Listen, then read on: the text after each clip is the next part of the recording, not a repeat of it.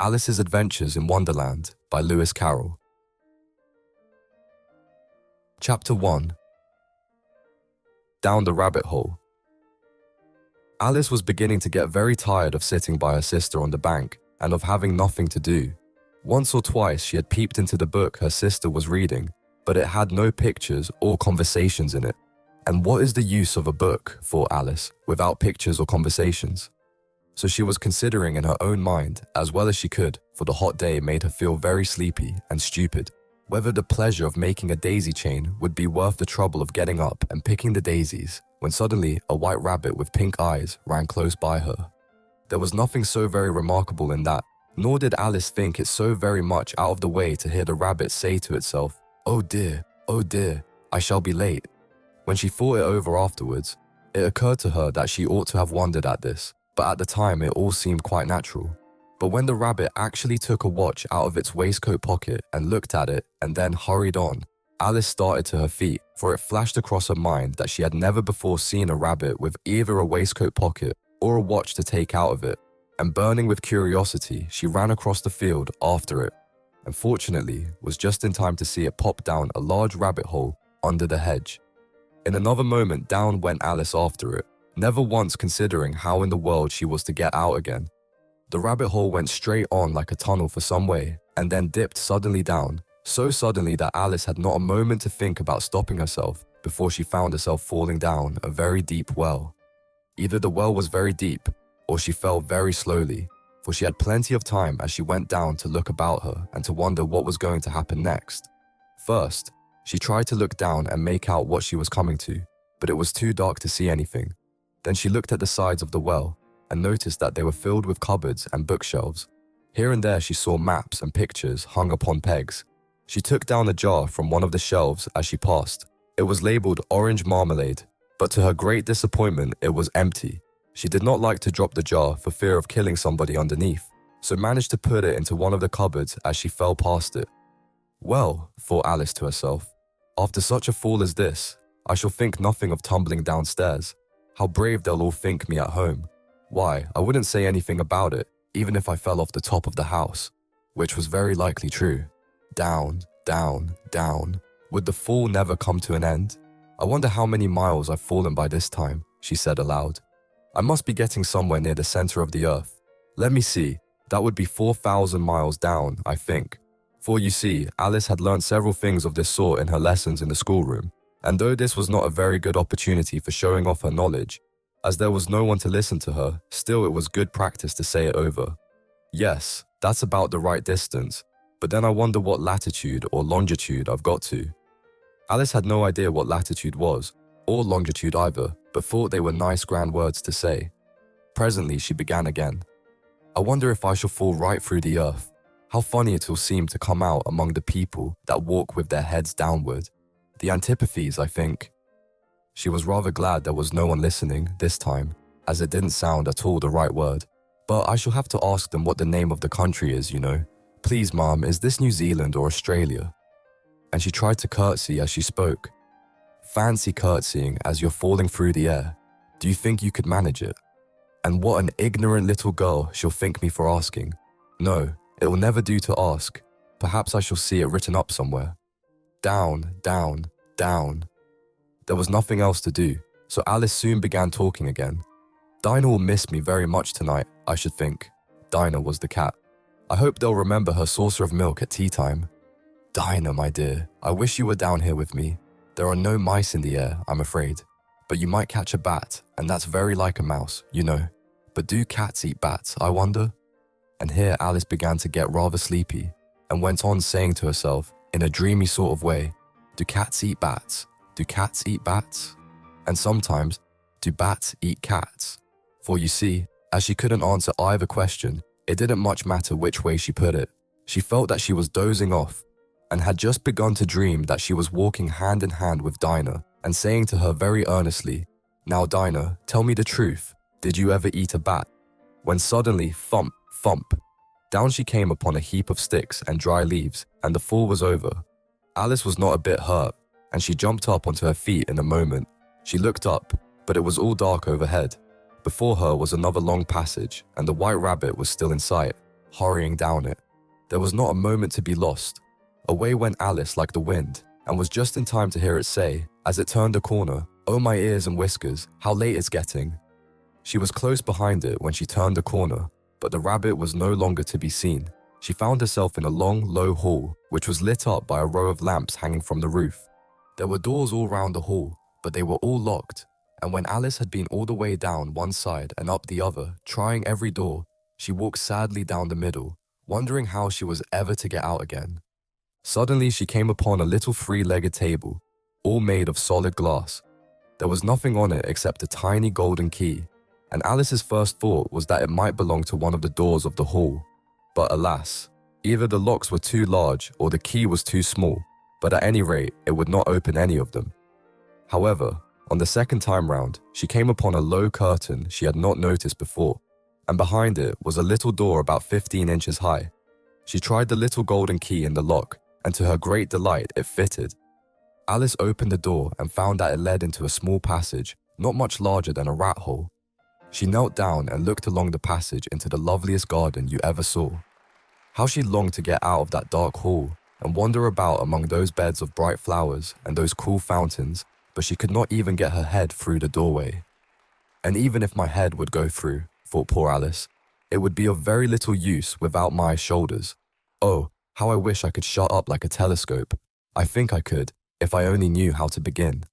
For, you see, so many out-of-the-way things had happened lately that Alice had begun to think that very few things indeed were really impossible. There seemed to be no use in waiting by the little door, so she went back to the table, half hoping she might find another key on it, or at any rate, a book of rules for shutting people up like telescopes. This time she found a little bottle on it, which certainly was not here before, said Alice, and round the neck of the bottle was a paper label with the words "Drink me" beautifully printed on it in large letters. It was all very well to say "drink me," but the wise little Alice was not going to do that in a hurry. "No, I'll look first," she said, "and see whether it's marked poison or not." For she had read several nice little histories about children who had got burnt and eaten up by wild beasts and other unpleasant things, all because they would not remember the simple rules their friends had taught them, such as that a red-hot poker will burn you if you hold it too long, and that if you cut your finger very deeply with a knife, it usually bleeds. And she had never forgotten that, if you drink much from a bottle marked poison, it is almost certain to disagree with you, sooner or later. However, this bottle was not marked poison, so Alice ventured to taste it, and finding it very nice, it had in fact a sort of mixed flavour of cherry tart, custard, pineapple, roast turkey, toffee, and hot buttered toast. She very soon finished it off. "What a curious feeling," said Alice. "I must be shutting up like a telescope."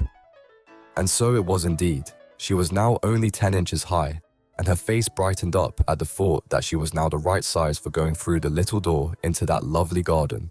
First, however, she waited for a few minutes to see if she was going to shrink any further.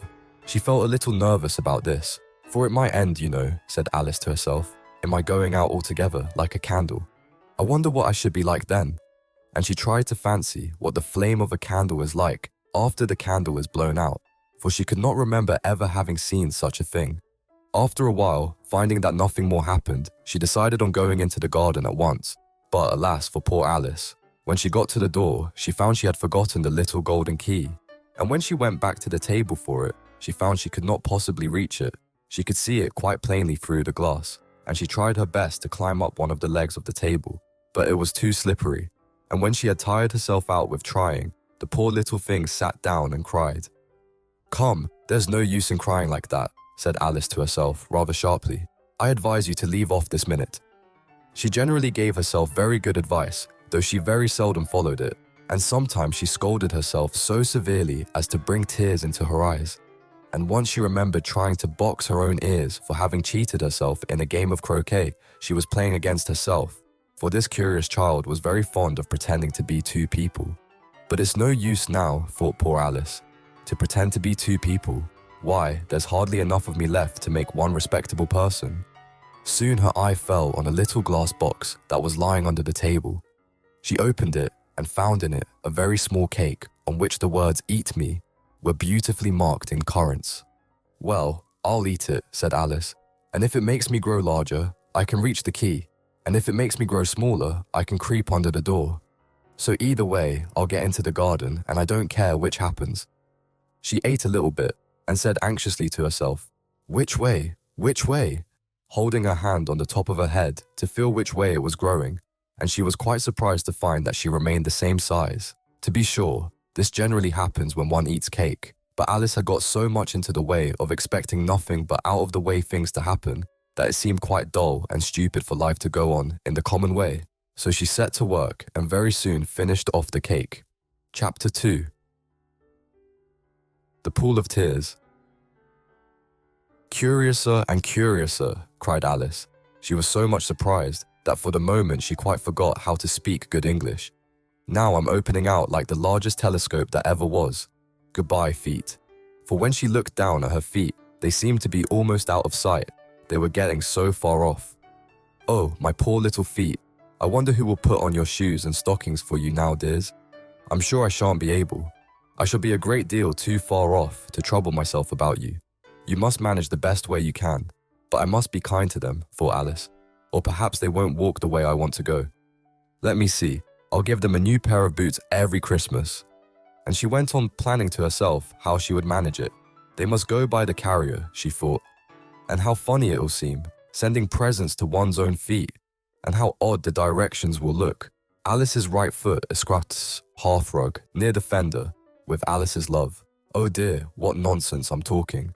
Just then, her head struck against the roof of the hall.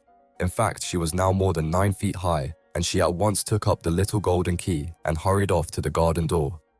Poor Alice.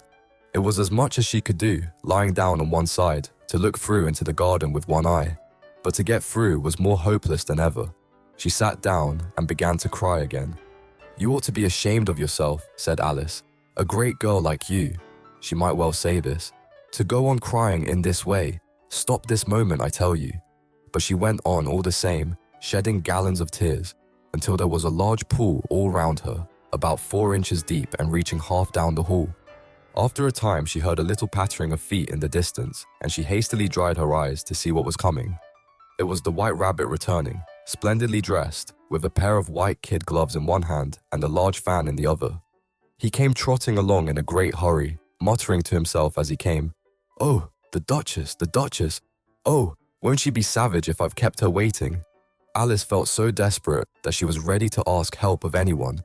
So, when the rabbit came near her, she began, in a low, timid voice, "If you please, sir." The rabbit started violently, dropped the white kid gloves and the fan, and scurried away into the darkness as hard as he could go. Alice took up the fan and gloves, and, as the hall was very hot, she kept fanning herself all the time she went on talking. "Dear, dear, how queer everything is today. And yesterday things went on just as usual. I wonder if I've been changed in the night. Let me think, was I the same when I got up this morning? I almost think I can remember feeling a little different. But if I'm not the same, the next question is, who in the world am I? Ah, that's the great puzzle."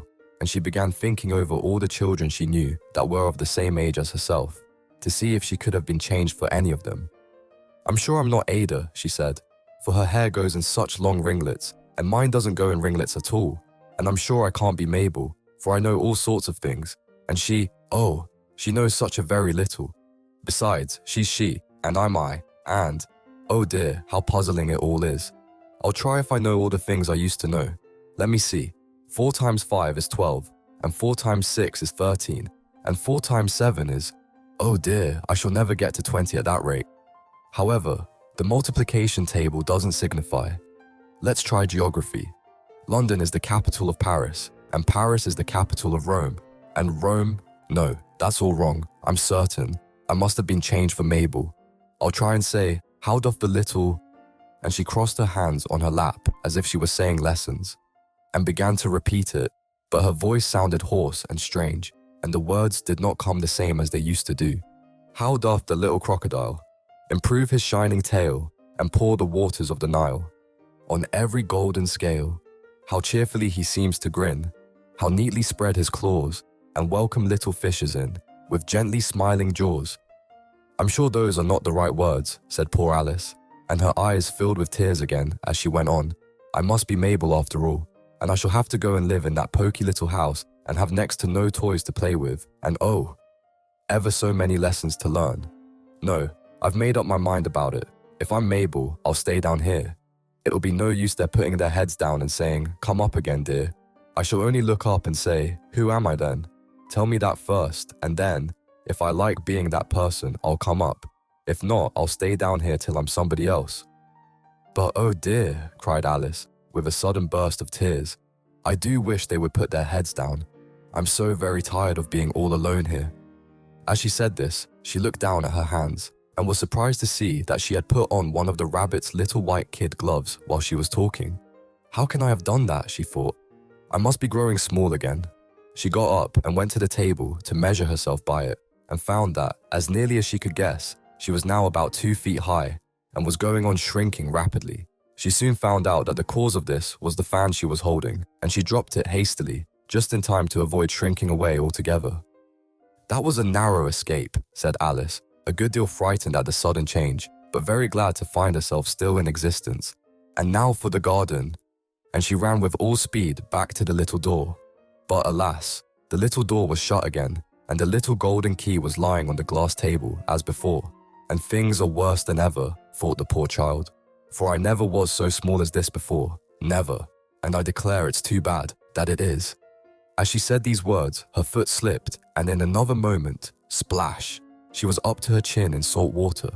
Her first idea was that she had somehow fallen into the sea, and in that case, I can go back by railway, she said to herself. Alice had been to the seaside once in her life, and had come to the general conclusion that wherever you go to on the English coast, you find a number of bathing machines in the sea, some children digging in the sand with wooden spades, then a row of lodging houses, and behind them a railway station. However, she soon made out that she was in the pool of tears which she had wept when she was 9 feet high. "I wish I hadn't cried so much," said Alice, as she swam about trying to find her way out. "I shall be punished for it now, I suppose, by being drowned in my own tears. That would be a queer thing, to be sure. However, everything is queer today." Just then, she heard something splashing about in the pool a little way off, and she swam nearer to make out what it was. At first she thought it must be a walrus or hippopotamus, but then she remembered how small she was now, and she soon made out that it was only a mouse that had slipped in like herself. Would it be of any use now, thought Alice, to speak to this mouse? Everything is so out of the way down here that I should think very likely it can talk.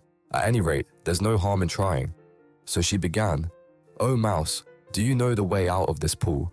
I am very tired of swimming about here, oh mouse." Alice thought this must be the right way of speaking to a mouse. She had never done such a thing before, but she remembered having seen in her brother's Latin grammar, "A mouse of a mouse, to a mouse, a mouse, oh mouse." The mouse looked at her rather inquisitively and seemed to her to wink with one of its little eyes, but it said nothing. "Perhaps it doesn't understand English," thought Alice. "I dare say it's a French mouse, come over with William the Conqueror." For, with all her knowledge of history, Alice had no very clear notion how long ago anything had happened. So she began again, "Où est ça, ma chatte?" which was the first sentence in her French lesson book. The mouse gave a sudden leap out of the water and seemed to quiver all over with fright. "Oh, I beg your pardon," cried Alice hastily, afraid that she had hurt the poor animal's feelings. "I quite forgot you didn't like cats." "Not like cats," cried the mouse in a shrill, passionate voice. "Would you like cats if you were me?" "Well, perhaps not," said Alice in a soothing tone. "Don't be angry about it. And yet I wish I could show you our cat, Dinah. I think you'd take a fancy to cats if you could only see her. She is such a dear, quiet thing," Alice went on, half to herself, as she swam lazily about in the pool, "and she sits purring so nicely by the fire, licking her paws and washing her face, and she is such a nice, soft thing to nurse, and she's such a capital one for catching mice." "Oh, I beg your pardon," cried Alice again, for this time the mouse was bristling all over, and she felt certain it must be really offended. "We won't talk about her anymore if you'd rather not." "We indeed," cried the mouse, who was trembling down to the end of his tail, "as if I would talk on such a subject. Our family always hated cats. Nasty, low, vulgar things. Don't let me hear the name again." "I won't indeed," said Alice, in a great hurry to change the subject of conversation. Are you fond of dogs?" The mouse did not answer, so Alice went on eagerly. There is such a nice little dog near our house I should like to show you. A little bright-eyed terrier, you know, with such long curly brown hair. And it'll fetch things when you throw them, and it'll sit up and beg for its dinner. And all sorts of things. I can't remember half of them. And it belongs to a farmer, you know, and he says it's so useful. It's worth £100. He says it kills all the rats and— "Oh dear," cried Alice in a sorrowful tone. "I'm afraid I've offended it again." For the mouse was swimming away from her as hard as it could go, and making quite a commotion in the pool as it went. So she called softly after it, "Mouse dear, do come back again, and we won't talk about cats or dogs either if you don't like them." When the mouse heard this, it turned round and swam slowly back to her. Its face was quite pale, with passion, Alice thought, and it said in a low, trembling voice, "Let us get to the shore, and then I'll tell you my history, and you'll understand why it is I hate cats and dogs." It was high time to go, for the pool was getting quite crowded with the birds and animals that had fallen into it. There were a duck and a dodo, a lory and an eaglet, and several other curious creatures.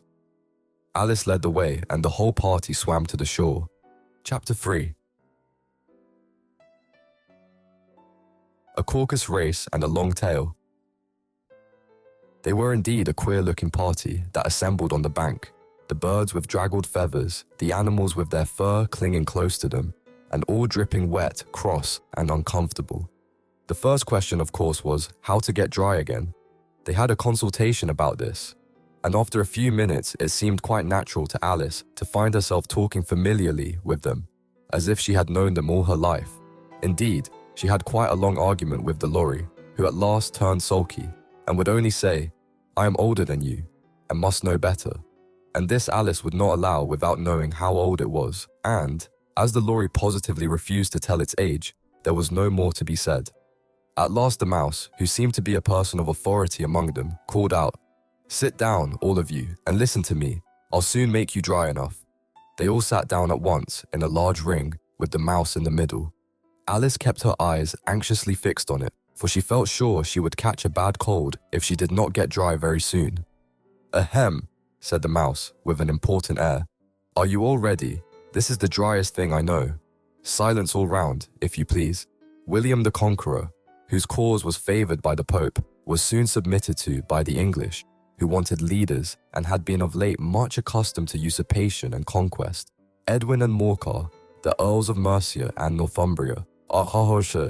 "Ugh," said the lorry with a shiver. "I beg your pardon," said the mouse, frowning but very politely. "Did you speak?" "Not I," said the lorry hastily. "I thought you did," said the mouse. "I proceed. Edwin and Morcar, the Earls of Mercia and Northumbria, declared for him, and even Steigen, the patriotic Archbishop of Canterbury, found it advisable." "Found what?" said the duck. "Found it," the mouse replied rather crossly. "Of course you know what it means." "I know what it means well enough when I find a thing," said the duck. "It's generally a frog or a worm. The question is, what did the Archbishop find?" The mouse did not notice this question, but hurriedly went on. "Found it advisable to go with Edgar Atheling to meet William and offer him the crown. William's conduct at first was moderate, but the insolence of his Normans—" "How are you getting on now, my dear?" it continued, turning to Alice as it spoke. "As wet as ever," said Alice in a melancholy tone. "It doesn't seem to dry me at all." "In that case," said the dodo solemnly, rising to its feet, "I move that the meeting adjourn for the immediate adoption of more energetic remedies." "Speak English," said the eaglet. "I don't know the meaning of half those long words, and what's more, I don't believe you do either." And the eaglet bent down its head to hide a smile. Some of the other birds tittered audibly. "What I was going to say," said the dodo in an offended tone, "was that the best thing to get us dry would be a caucus race." "What is a caucus race?" said Alice. Not that she wanted much to know, but the dodo had paused as if it thought that somebody ought to speak, and no one else seemed inclined to say anything. "Why," said the dodo, "the best way to explain it is to do it. And, as you might like to try the thing yourself some winter day, I will tell you how the dodo managed it. First, it marked out a race course in a sort of circle. The exact shape doesn't matter, it said. And then all the party were placed along the course, here and there. There was no 1, 2, 3 and away, but they began running when they liked, and left off when they liked, so that it was not easy to know when the race was over. However, When they had been running half an hour or so and were quite dry again, the dodo suddenly called out, "The race is over," and they all crowded round it, panting and asking, "But who has won?" This question the dodo could not answer without a great deal of thought, and it sat for a long time with one finger pressed upon its forehead, the position in which you usually see Shakespeare in the pictures of him, while the rest waited in silence. At last the dodo said, "Everybody has won, and all must have prizes." "But who is to give the prizes?" quite a chorus of voices asked. "Why, she of course," said the dodo, pointing to Alice with one finger. And the whole party at once crowded round her, calling out in a confused way, "Prizes! Prizes!" Alice had no idea what to do, and in despair she put her hand in her pocket and pulled out a box of comfits, luckily the salt water had not got into it, and handed them round as prizes. There was exactly one apiece, all round. "But she must have a prize herself, you know," said the mouse. "Of course," the dodo replied, very gravely. "What else have you got in your pocket?" he went on, turning to Alice. "Only a thimble," said Alice sadly. "Hand it over here," said the dodo. Then they all crowded round her once more, while the dodo solemnly presented the thimble, saying, "We beg your acceptance of this elegant thimble." And, when it had finished this short speech, they all cheered. Alice thought the whole thing very absurd, but they all looked so grave that she did not dare to laugh. And, as she could not think of anything to say, she simply bowed and took the thimble, looking as solemn as she could. The next thing was to eat the comfits. This caused some noise and confusion, as the large birds complained that they could not taste theirs, and the small ones choked and had to be patted on the back. However, it was over at last, and they sat down again in a ring and begged the mouse to tell them something more.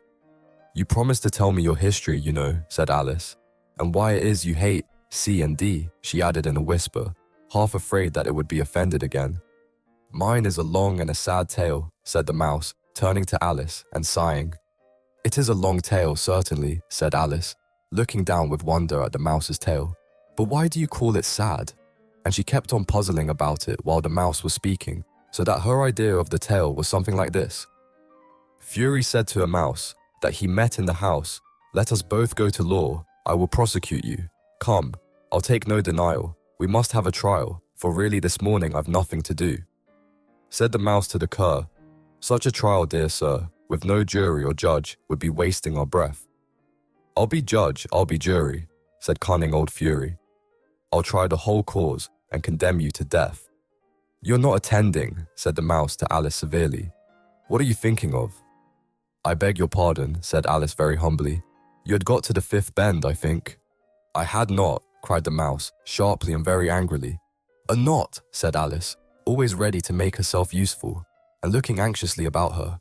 'Oh, do let me help to undo it.' 'I shall do nothing of the sort,' said the mouse, getting up and walking away. 'You insult me by talking such nonsense.' 'I didn't mean it,' pleaded poor Alice. 'But you're so easily offended, you know.' The mouse only growled in reply. 'Please come back and finish your story,' Alice called after it, and the others all joined in chorus. 'Yes, please do.' But the mouse only shook its head impatiently and walked a little quicker. 'What a pity it wouldn't stay,' sighed the lorry, as soon as it was quite out of sight. And an old crab took the opportunity of saying to her daughter, 'Ah, my dear, let this be a lesson to you never to lose your temper.' 'Hold your tongue, Ma,' said the young crab, a little snappishly. 'You're enough to try the patience of an oyster.' 'I wish I had our Dinah here, I know I do,' said Alice aloud, addressing nobody in particular. 'She'd soon fetch it back.' 'And who is Dinah, if I might venture to ask the question?' said the lorry. Alice replied eagerly, for she was always ready to talk about her pet. 'Dinah's our cat, and she's such a capital one for catching mice you can't think. And oh, I wish you could see her after the birds. Why, she'll eat a little bird as soon as look at it.' This speech caused a remarkable sensation among the party. Some of the birds hurried off at once. One old magpie began wrapping itself up very carefully, remarking, 'I really must be getting home. The night air doesn't suit my throat.' And the canary called out in a trembling voice to its children, 'Come away, my dears. It's high time you were all in bed.' On various pretexts, they all moved off, and Alice was soon left alone. 'I wish I hadn't mentioned Dinah,' she said to herself. In a melancholy tone, Nobody seems to like her down here, and I'm sure she's the best cat in the world. Oh, my dear Dinah, I wonder if I shall ever see you anymore." And here poor Alice began to cry again, for she felt very lonely and low-spirited. In a little while, however, she again heard a little pattering of footsteps in the distance, and she looked up eagerly, half hoping that the mouse had changed his mind and was coming back to finish his story. Chapter 4. The Rabbit Sends in a Little Bill. It was the White Rabbit, trotting slowly back again and looking anxiously about as it went, as if it had lost something, and she heard it muttering to itself, the Duchess, oh my dear paws, oh my fur and whiskers. She'll get me executed, as sure as ferrets are ferrets. Where can I have dropped them, I wonder?" Alice guessed in a moment that it was looking for the fan and a pair of white kid gloves, and she very good-naturedly began hunting about for them, but they were nowhere to be seen. Everything seemed to have changed since her swim in the pool, and the great hall, with the glass table and the little door, had vanished completely. Very soon the rabbit noticed Alice, as she went hunting about, and called out to her in an angry tone, "Why, Mary Ann, what are you doing out here? Run home this moment and fetch me a pair of gloves and a fan. Quick, now!" And Alice was so much frightened that she ran off at once in the direction it pointed to, without trying to explain the mistake it had made. "He took me for his housemaid," she said to herself as she ran. "How surprised he'll be when he finds out who I am. But I'd better take him his fan and gloves, that is, if I can find them." As she said this, she came upon a neat little house, on the door of which was a bright brass plate with the name W. Rabbit engraved upon it. She went in without knocking and hurried upstairs, in great fear lest she should meet the real Mary Ann and be turned out of the house before she had found the fan and gloves. "How queer it seems," Alice said to herself, "to be going messages for a rabbit. I suppose Dinah will be sending me on messages next." And she began fancying the sort of thing that would happen. "Miss Alice, come here directly and get ready for your walk." "Coming in a minute, nurse, but I've got to see that the mouse doesn't get out." "Only I don't think," Alice went on, "that they'd let Dinah stop in the house if it began ordering people about like that." By this time, she had found her way into a tidy little room with a table in the window, and on it, as she had hoped, a fan and 2 or 3 pairs of tiny white kid gloves. She took up the fan and a pair of the gloves and was just going to leave the room when her eye fell upon a little bottle that stood near the looking glass. There was no label this time with the words, "Drink me," but nevertheless she uncorked it and put it to her lips. "I know something interesting is sure to happen," she said to herself, "whenever I eat or drink anything, so I'll just see what this bottle does. I do hope it'll make me grow large again, for really I'm quite tired of being such a tiny little thing." It did so indeed, and much sooner than she had expected. Before she had drunk half the bottle, she found her head pressing against the ceiling and had to stoop to save her neck from being broken. She hastily put down the bottle, saying to herself, "That's quite enough. I hope I shan't grow any more. As it is, I can't get out at the door. I do wish I hadn't drunk quite so much." Alas, it was too late to wish that. She went on growing, and very soon had to kneel down on the floor. In another minute, there was not even room for this, and she tried the effect of lying down with one elbow against the door, and the other arm curled round her head. Still she went on growing, and, as a last resource, she put one arm out of the window and one foot up the chimney and said to herself, "Now I can do no more, whatever happens. What will become of me?" Luckily for Alice, the little magic bottle had now had its full effect, and she grew no larger.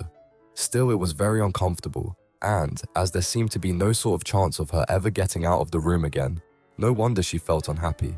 It was much pleasanter at home, thought poor Alice, when one wasn't always growing larger and smaller, and being ordered about by mice and rabbits. I almost wish I hadn't gone down that rabbit hole, and yet, it's rather curious, you know, this sort of life. I do wonder what can have happened to me. When I used to read fairy tales, I fancied that kind of thing never happened. And now, here I am, in the middle of one. There ought to be a book written about me, that there ought, and when I grow up, I'll write one, but I'm grown up now, she added in a sorrowful tone. At least there's no room to grow up anymore here. But then, thought Alice, shall I never get any older than I am now? That would be a comfort, one way, never to be an old woman, but then, always to have lessons to learn. Oh, I shouldn't like that. "Oh, you foolish Alice," she answered herself. "How can you learn lessons in here? Why? There's hardly room for you, and no room at all for any lesson books." And so she went on, taking first one side and then the other, and making quite a conversation of it all together. But after a few minutes, she heard a voice outside and stopped to listen. Mary Ann, said the voice. "Fetch me my gloves this moment." Then came a little pattering of feet on the stairs. Alice knew it was the rabbit coming to look for her, and she trembled till she shook the house, quite forgetting that she was now about 1,000 times as large as the rabbit, and had no reason to be afraid of it. Presently the rabbit came up to the door and tried to open it. But as the door opened inwards and Alice's elbow was pressed hard against it, that attempt proved a failure. Alice heard it say to itself, "Then I'll go round and get in at the window." "That you won't," thought Alice, and, after waiting till she fancied she heard the rabbit just under the window, she suddenly spread out her hand and made a snatch in the air. She did not get hold of anything, but she heard a little shriek and a fall, and a crash of broken glass, from which she concluded that it was just possible it had fallen into a cucumber frame or something of the sort. Next came an angry voice, the rabbit's. "Pat, Pat, where are you?" And then a voice she had never heard before. "Sure, then I'm here, digging for apples, Your Honor." "Digging for apples indeed," said the rabbit angrily. "Here, come and help me out of this." Sounds of more broken glass. "Now tell me, Pat, what's that in the window?" "Sure, it's an arm, Your Honor." He pronounced it arum. "An arm, you goose. Whoever saw one that size? Why, it fills the whole window." "Sure it does, Your Honor, but it's an arm for all that." "Well, it's got no business there, at any rate. Go and take it away." There was a long silence after this, and Alice could only hear whispers now and then, such as, "Sure, I don't like it, Your Honor, at all, at all." "Do as I tell you, you coward." And at last she spread out her hand again and made another snatch in the air. This time there were 2 little shrieks and more sounds of broken glass. "What a number of cucumber frames there must be," thought Alice. "I wonder what they'll do next. As for pulling me out of the window, I only wish they could. I'm sure I don't want to stay in here any longer." She waited for some time without hearing anything more. At last came a rumbling of little cartwheels and the sound of a good many voices all talking together. She made out the words, "Where's the other ladder? Why, I hadn't to bring but one. Bill's got the other. Bill, fetch it here, lad. Here, put 'em up at this corner. No, tie 'em together first. They don't reach half high enough yet. Oh, they'll do well enough. Don't be particular. Here, Bill, catch hold of this rope. Will the roof bear? Mind that loose slate. Oh, it's coming down. Heads below." A loud crash. "Now who did that? It was Bill, I fancy. Who's to go down the chimney? Nay, I shan't. You do it." "That I won't, then. Bill's to go down. Here, Bill, the master says you're to go down the chimney." "Oh, so Bill's got to come down the chimney, has he?" said Alice to herself. "Shy, they seem to put everything upon Bill. I wouldn't be in Bill's place for a good deal. This fireplace is narrow, to be sure, but I think I can kick a little." She drew her foot as far down the chimney as she could, and waited till she heard a little animal, she couldn't guess of what sort it was, scratching and scrambling about in the chimney close above her.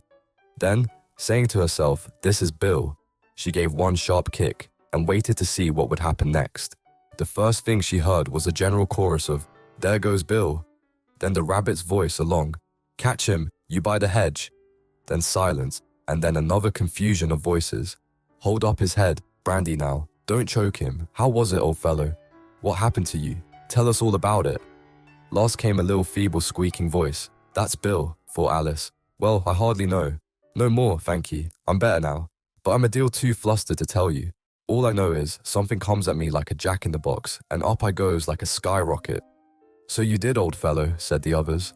"We must burn the house down," said the rabbit's voice, and Alice called out as loud as she could, "If you do, I'll set Dinah at you."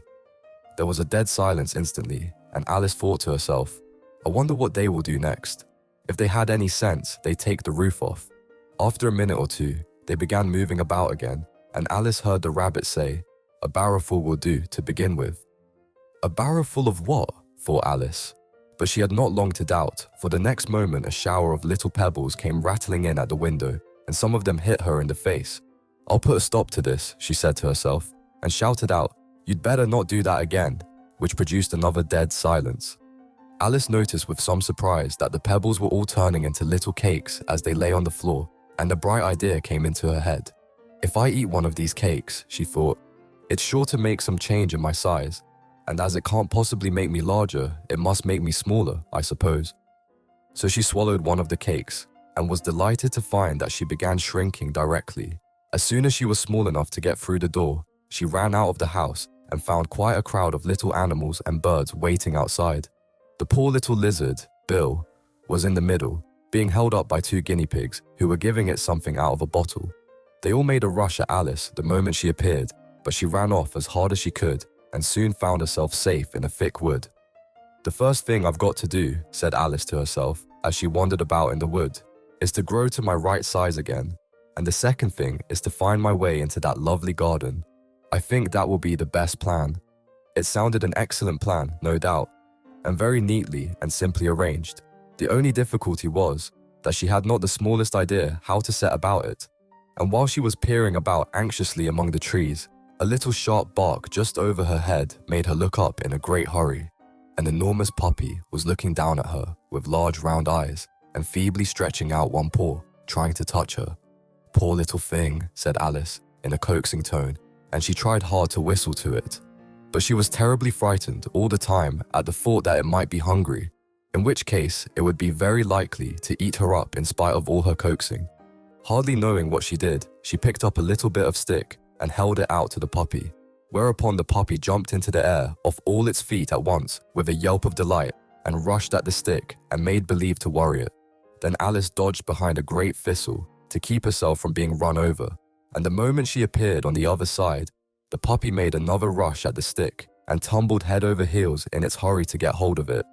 Then Alice, thinking it was very like having a game of play with a cart horse and expecting every moment to be trampled under its feet, ran round the thistle again. Then the puppy began a series of short charges at the stick, running a very little way forwards each time and a long way back, and barking hoarsely all the while, till at last it sat down a good way off, panting, with its tongue hanging out of its mouth and its great eyes half shut. This seemed to Alice a good opportunity for making her escape, so she set off at once and ran till she was quite tired and out of breath, until the puppy's bark sounded quite faint in the distance. "And yet what a dear little puppy it was," said Alice, as she leant against the buttercup to rest herself and fanned herself with one of the leaves. "I should have liked teaching it tricks very much if I'd only been the right size to do it. Oh dear, I'd nearly forgotten that I've got to grow up again. Let me see, how is it to be managed? I suppose I ought to eat or drink something or other. But the great question is, what?" The great question certainly was, what? Alice looked all round her at the flowers and the blades of grass, but she did not see anything that looked like the right thing to eat or drink under the circumstances. There was a large mushroom growing near her, about the same height as herself, and when she had looked under it, and on both sides of it, and behind it, it occurred to her that she might as well look and see what was on the top of it. She stretched herself up on tiptoe and peeped over the edge of the mushroom, and her eyes immediately met those of a large blue caterpillar that was sitting on the top with its arms folded, quietly smoking a long hookah and taking not the smallest notice of her or of anything else. Chapter 5. Advice from a Caterpillar. The caterpillar and Alice looked at each other for some time in silence. At last the caterpillar took the hookah out of its mouth and addressed her in a languid, sleepy voice. "Who are you?" said the caterpillar. This was not an encouraging opening for a conversation. Alice replied, rather shyly, I hardly know, sir, just at present. At least I know who I was when I got up this morning, but I think I must have been changed several times since then." "What do you mean by that?" said the caterpillar sternly. "Explain yourself." "I can't explain myself, I'm afraid, sir," said Alice, "because I'm not myself, you see." "I don't see," said the caterpillar. "I'm afraid I can't put it more clearly," Alice replied very politely, "for I can't understand it myself to begin with, and being so many different sizes in a day is very confusing." "It isn't," said the caterpillar. "Well, perhaps you haven't found it so yet," said Alice, "but when you have to turn into a chrysalis, you will someday, you know, and then after that into a butterfly, I should think you'll feel it a little queer, won't you?" "Not a bit," said the caterpillar. "Well, perhaps your feelings may be different," said Alice. "All I know is, it would feel very queer to me." "You," said the caterpillar contemptuously. "Who are you?" Which brought them back again to the beginning of the conversation. Alice felt a little irritated at the caterpillars making such very short remarks, and she drew herself up and said very gravely, "I think you ought to tell me who you are first." "Why?" said the caterpillar. Here was another puzzling question, and as Alice could not think of any good reason, and as the caterpillar seemed to be in a very unpleasant state of mind, she turned away. "Come back," the caterpillar called after her. "I've something important to say." This sounded promising, certainly. Alice turned and came back again. "Keep your temper," said the caterpillar. "Is that all?" said Alice, swallowing down her anger as well as she could. "No," said the caterpillar.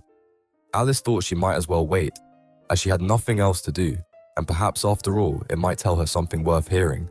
For some minutes it puffed away without speaking, but at last it unfolded its arms, took the hookah out of its mouth again, and said, "So you think you're changed, do you?" "I'm afraid I am, sir," said Alice. "I can't remember things as I used, and I don't keep the same size for 10 minutes together." "Can't remember what things?" said the caterpillar. "Well, I've tried to say, how doth the little busy bee, but it all came different," Alice replied in a very melancholy voice. "Repeat, you are old, Father William," said the caterpillar. Alice folded her hands and began. "You are old, Father William," the young man said, "and your hair has become very white, and yet you incessantly stand on your head.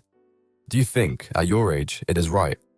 "In my youth," Father William replied to his son, "I feared it might injure the brain, but now that I'm perfectly sure I have none, why, I do it again and again."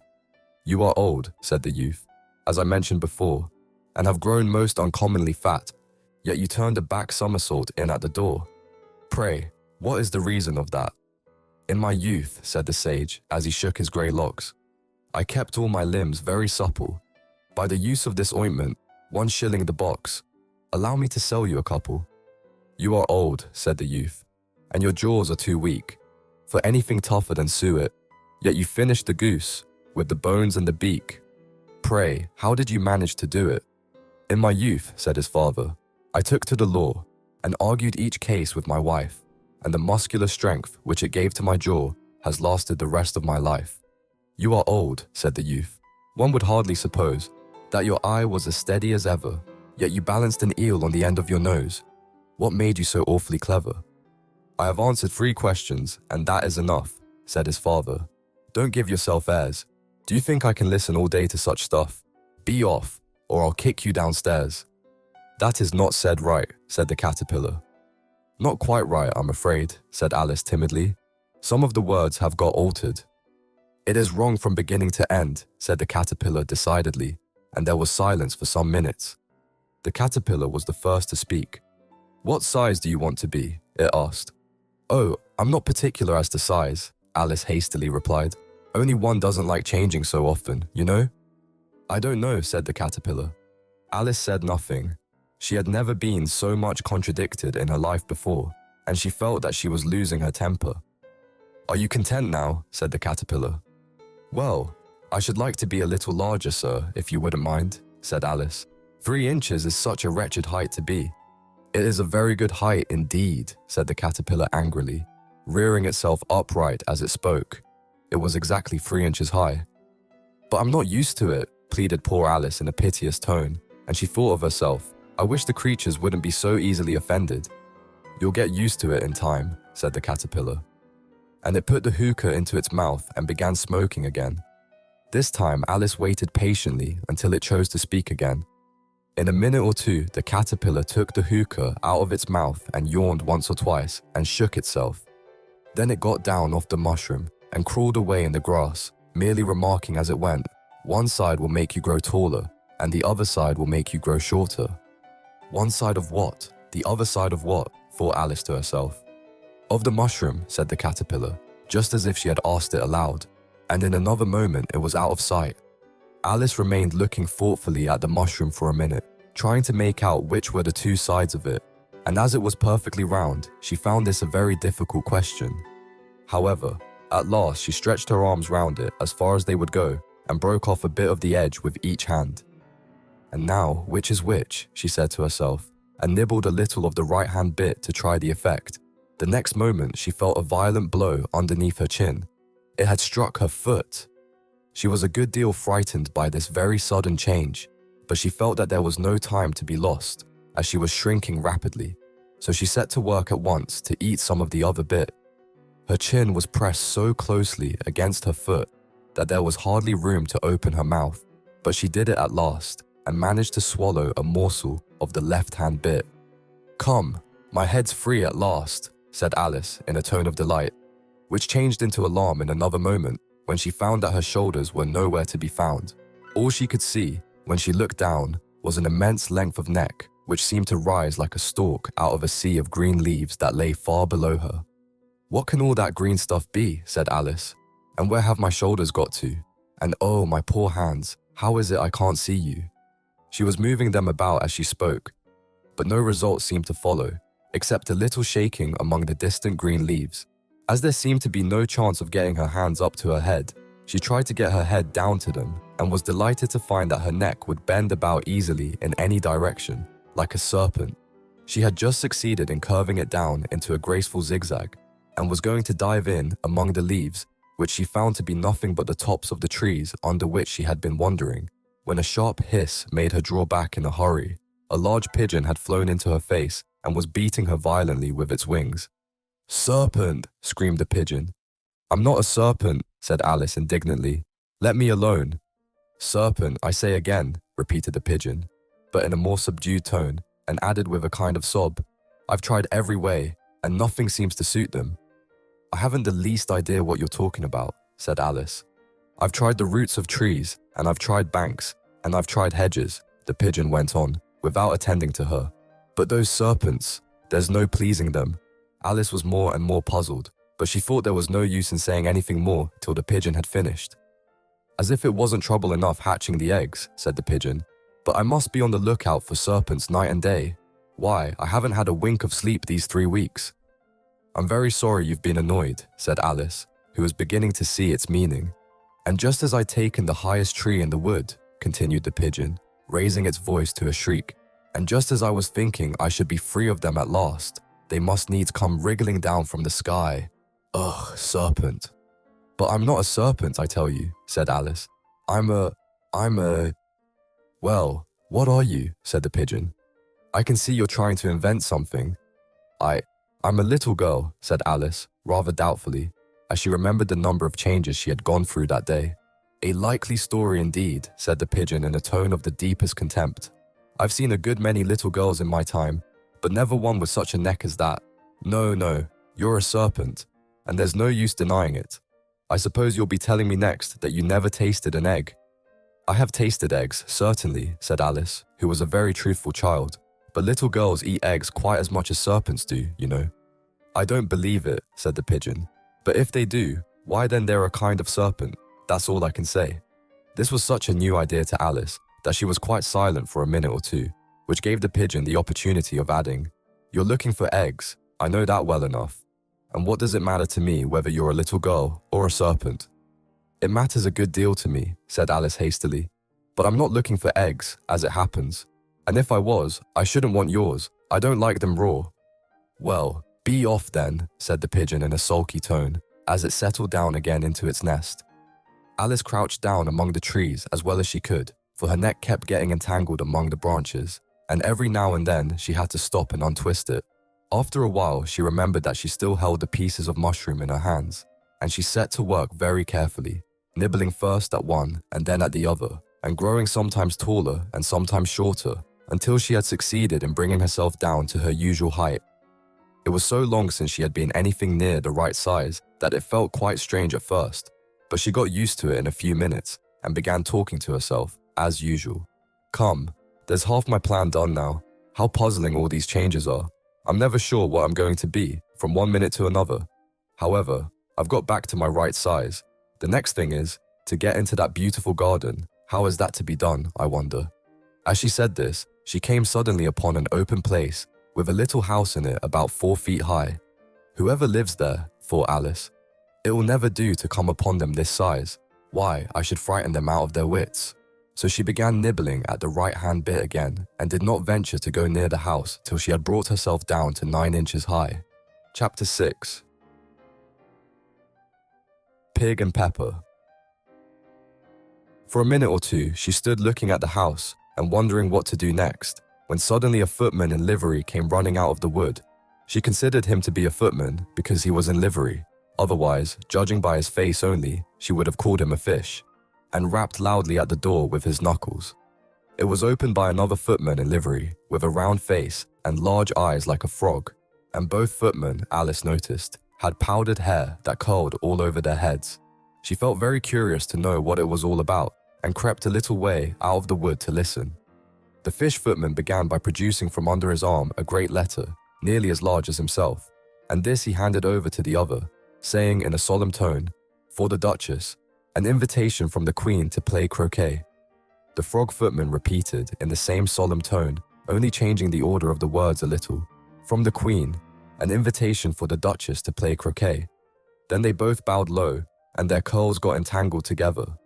Alice laughed so much at this that she had to run back into the wood for fear of their hearing her. And when she next peeped out, the fish footman was gone, and the other was sitting on the ground near the door, staring stupidly up into the sky. Alice went timidly up to the door and knocked. "There's no sort of use in knocking," said the footman, "and that for 2 reasons. First, because I'm on the same side of the door as you are. Secondly, because they're making such a noise inside, no one could possibly hear you. And certainly there was a most extraordinary noise going on within, a constant howling and sneezing, and every now and then a great crash, as if a dish or kettle had been broken to pieces." "Please then," said Alice, "how am I to get in?" "There might be some sense in your knocking," the footman went on, without attending to her, "if we had the door between us. For instance, if you were inside, you might knock, and I could let you out, you know." He was looking up into the sky all the time he was speaking, and this Alice thought decidedly uncivil. "But perhaps he can't help it," she said to herself. "His eyes are so very nearly at the top of his head, but at any rate he might answer questions. How am I to get in?" she repeated aloud. "I shall sit here," the footman remarked, "till tomorrow." At this moment the door of the house opened, and a large plate came skimming out, straight at the footman's head. It just grazed his nose and broke to pieces against one of the trees behind him. "Or next day, maybe," the footman continued in the same tone, exactly as if nothing had happened. "How am I to get in?" asked Alice again, in a louder tone. "Are you to get in at all?" said the footman. "That's the first question, you know." It was, no doubt. Only Alice did not like to be told so. "It's really dreadful," she muttered to herself, "the way all the creatures argue. It's enough to drive one crazy." The footman seemed to think this a good opportunity for repeating his remark, with variations. "I shall sit here," he said, "on and off, for days and days." "But what am I to do?" said Alice. "Anything you like," said the footman, and began whistling. "Oh, there's no use in talking to him," said Alice desperately. "He's perfectly idiotic." And she opened the door and went in. The door led right into a large kitchen, which was full of smoke from one end to the other. The Duchess was sitting on a 3-legged stool in the middle, nursing a baby. The cook was leaning over the fire, stirring a large cauldron which seemed to be full of soup. "There's certainly too much pepper in that soup," Alice said to herself, as well as she could for sneezing. There was certainly too much of it in the air. Even the Duchess sneezed occasionally, and as for the baby, it was sneezing and howling alternately without a moment's pause. The only things in the kitchen that did not sneeze were the cook and a large cat which was sitting on the hearth and grinning from ear to ear. "Please, would you tell me," said Alice, a little timidly, for she was not quite sure whether it was good manners for her to speak first, "why your cat grins like that?" "It's a Cheshire Cat," said the Duchess, "and that's why, pig." She said the last word with such sudden violence that Alice quite jumped, but she saw in another moment that it was addressed to the baby and not to her, so she took courage and went on again. "I didn't know that Cheshire Cats always grinned. In fact, I didn't know that cats could grin." "They all can," said the Duchess, "and most of them do." "I don't know of any that do," Alice said very politely, feeling quite pleased to have got into a conversation. "You don't know much," said the Duchess, "and that's a fact." Alice did not at all like the tone of this remark, and thought it would be as well to introduce some other subject of conversation. While she was trying to fix on one, the cook took the cauldron of soup off the fire and at once set to work, throwing everything within her reach at the Duchess and the baby. The fire irons came first, then followed a shower of saucepans, plates, and dishes. The Duchess took no notice of them even when they hit her, and the baby was howling so much already that it was quite impossible to say whether the blows hurt it or not. "Oh, please mind what you're doing," cried Alice, jumping up and down in an agony of terror. "Oh, there goes his precious nose," as an unusually large saucepan flew close by it and very nearly carried it off. "If everybody minded their own business," the Duchess said in a hoarse growl, "the world would go round a deal faster than it does." "Which would not be an advantage," said Alice, who felt very glad to get an opportunity of showing off a little of her knowledge. "Just think of what work it would make with the day and night. You see, the Earth takes 24 hours to turn round on its axis." "Talking of axes," said the Duchess, "chop off her head." Alice glanced rather anxiously at the cook, to see if she meant to take the hint, but the cook was busily stirring the soup and seemed not to be listening, so she went on again. 24 hours, I think. Or is it 12? Oh, don't bother me," said the Duchess. "I never could abide figures." And with that, she began nursing her child again, singing a sort of lullaby to it as she did so, and giving it a violent shake at the end of every line. "Speak roughly to your little boy, and beat him when he sneezes. He only does it to annoy, because he knows it teases." Chorus, in which the cook and the baby joined. Wow, wow, wow. While the Duchess sang the second verse of the song, she kept tossing the baby violently up and down, and the poor little thing howled so that Alice could hardly hear the words. "I speak severely to my boy. I beat him when he sneezes, for he can thoroughly enjoy the pepper when he pleases." Chorus. Wow, wow, wow. "Here, you may nurse it a bit, if you like," the Duchess said to Alice, flinging the baby at her as she spoke. "I must go and get ready to play croquet with the Queen," and she hurried out of the room. The cook threw a frying pan after her as she went out, but it just missed her. Alice caught the baby with some difficulty, as it was a queer-shaped little creature, and held out its arms and legs in all directions, just like a starfish, thought Alice. The poor little thing was snorting like a steam engine when she caught it, and kept doubling itself up and straightening itself out again, so that altogether, for the first minute or two, it was as much as she could do to hold it. As soon as she had made out the proper way of nursing it, which was to twist it up into a sort of knot, and then keep tight hold of its right ear and left foot so as to prevent its undoing itself, she carried it out into the open air. "If I don't take this child away with me," thought Alice, "they're sure to kill it in a day or two. Wouldn't it be murder to leave it behind?" She said the last words out loud, and the little thing grunted in reply. It had left off sneezing by this time. "Don't grunt," said Alice. "That's not at all a proper way of expressing yourself." The baby grunted again, and Alice looked very anxiously into its face to see what was the matter with it. There could be no doubt that it had a very turn-up nose, much more like a snout than a real nose. Also, its eyes were getting extremely small for a baby. Altogether, Alice did not like the look of the thing at all. But perhaps it was only sobbing, she thought, and looked into its eyes again, to see if there were any tears. No, there were no tears.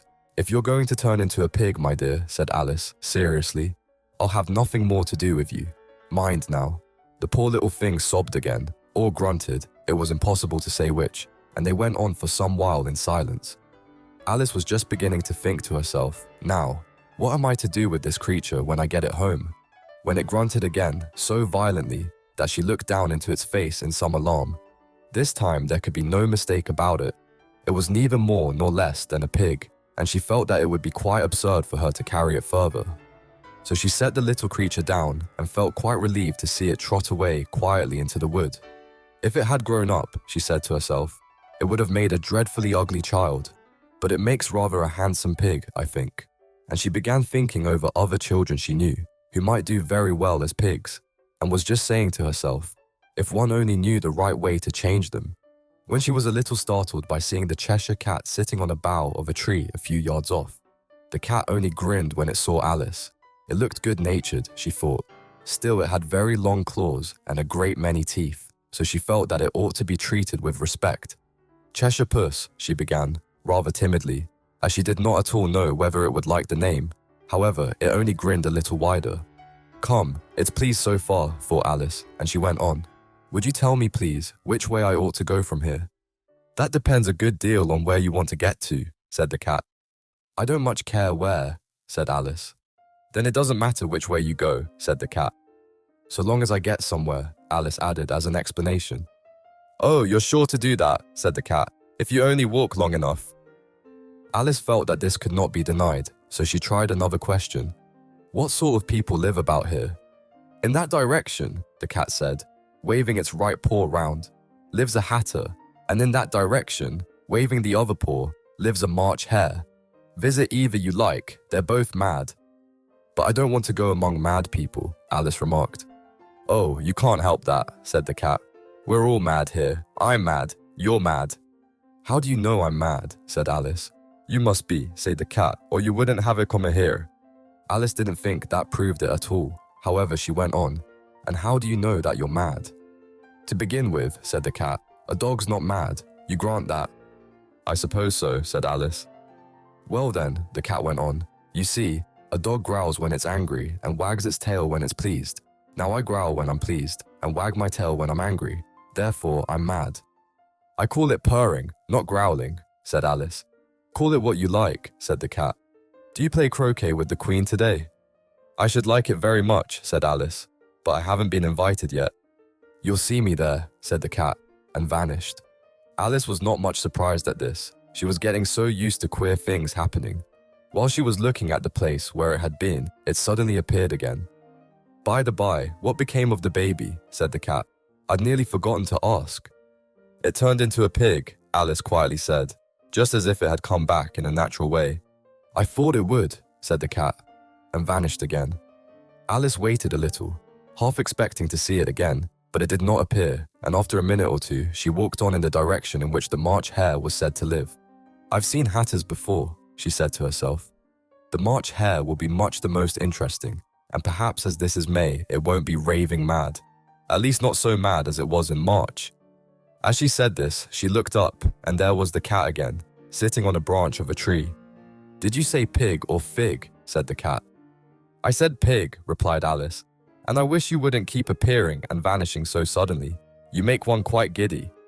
All right, said the cat, and this time it vanished quite slowly, beginning with the end of the tail and ending with the grin, which remained some time after the rest of it had gone. Well, I've often seen a cat without a grin, thought Alice, but a grin without a cat. It's the most curious thing I ever saw in my life. She had not gone much farther before she came in sight of the house of the March hare.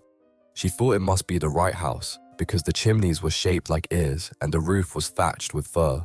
It was so large a house that she did not like to go nearer till she had nibbled some more of the left-hand bit of mushroom and raised herself to about 2 feet high. Even then, she walked up towards it rather timidly, saying to herself, suppose it should be raving mad after all. I almost wish I'd gone to see the hatter instead. Chapter 7. A Mad Tea Party. There was a table set out under a tree in front of the house, and the March hare and the hatter were having tea at it. A dormouse was sitting between them, fast asleep, and the other two were using it as a cushion, resting their elbows on it and talking over its head. Very uncomfortable for the dormouse, thought Alice. Only as it's asleep, I suppose it doesn't mind. The table was a large one, but the three were all crowded together at one corner of it. No room, they cried out when they saw Alice coming. There's plenty of room, said Alice indignantly, and she sat down in a large armchair at one end of the table. Have some wine, the March hare said in an encouraging tone. Alice looked all round the table, but there was nothing on it but tea. I don't see any wine, she remarked. There isn't any, said the March hare. Then it wasn't very civil of you to offer it, said Alice angrily. It wasn't very civil of you to sit down without being invited, said the March hare. I didn't know it was your table, said Alice. It's laid for a great many more than 3. Your hair wants cutting, said the hatter. He had been looking at Alice for some time with great curiosity, and this was his first speech. You should learn not to make personal remarks, Alice said with some severity. It's very rude.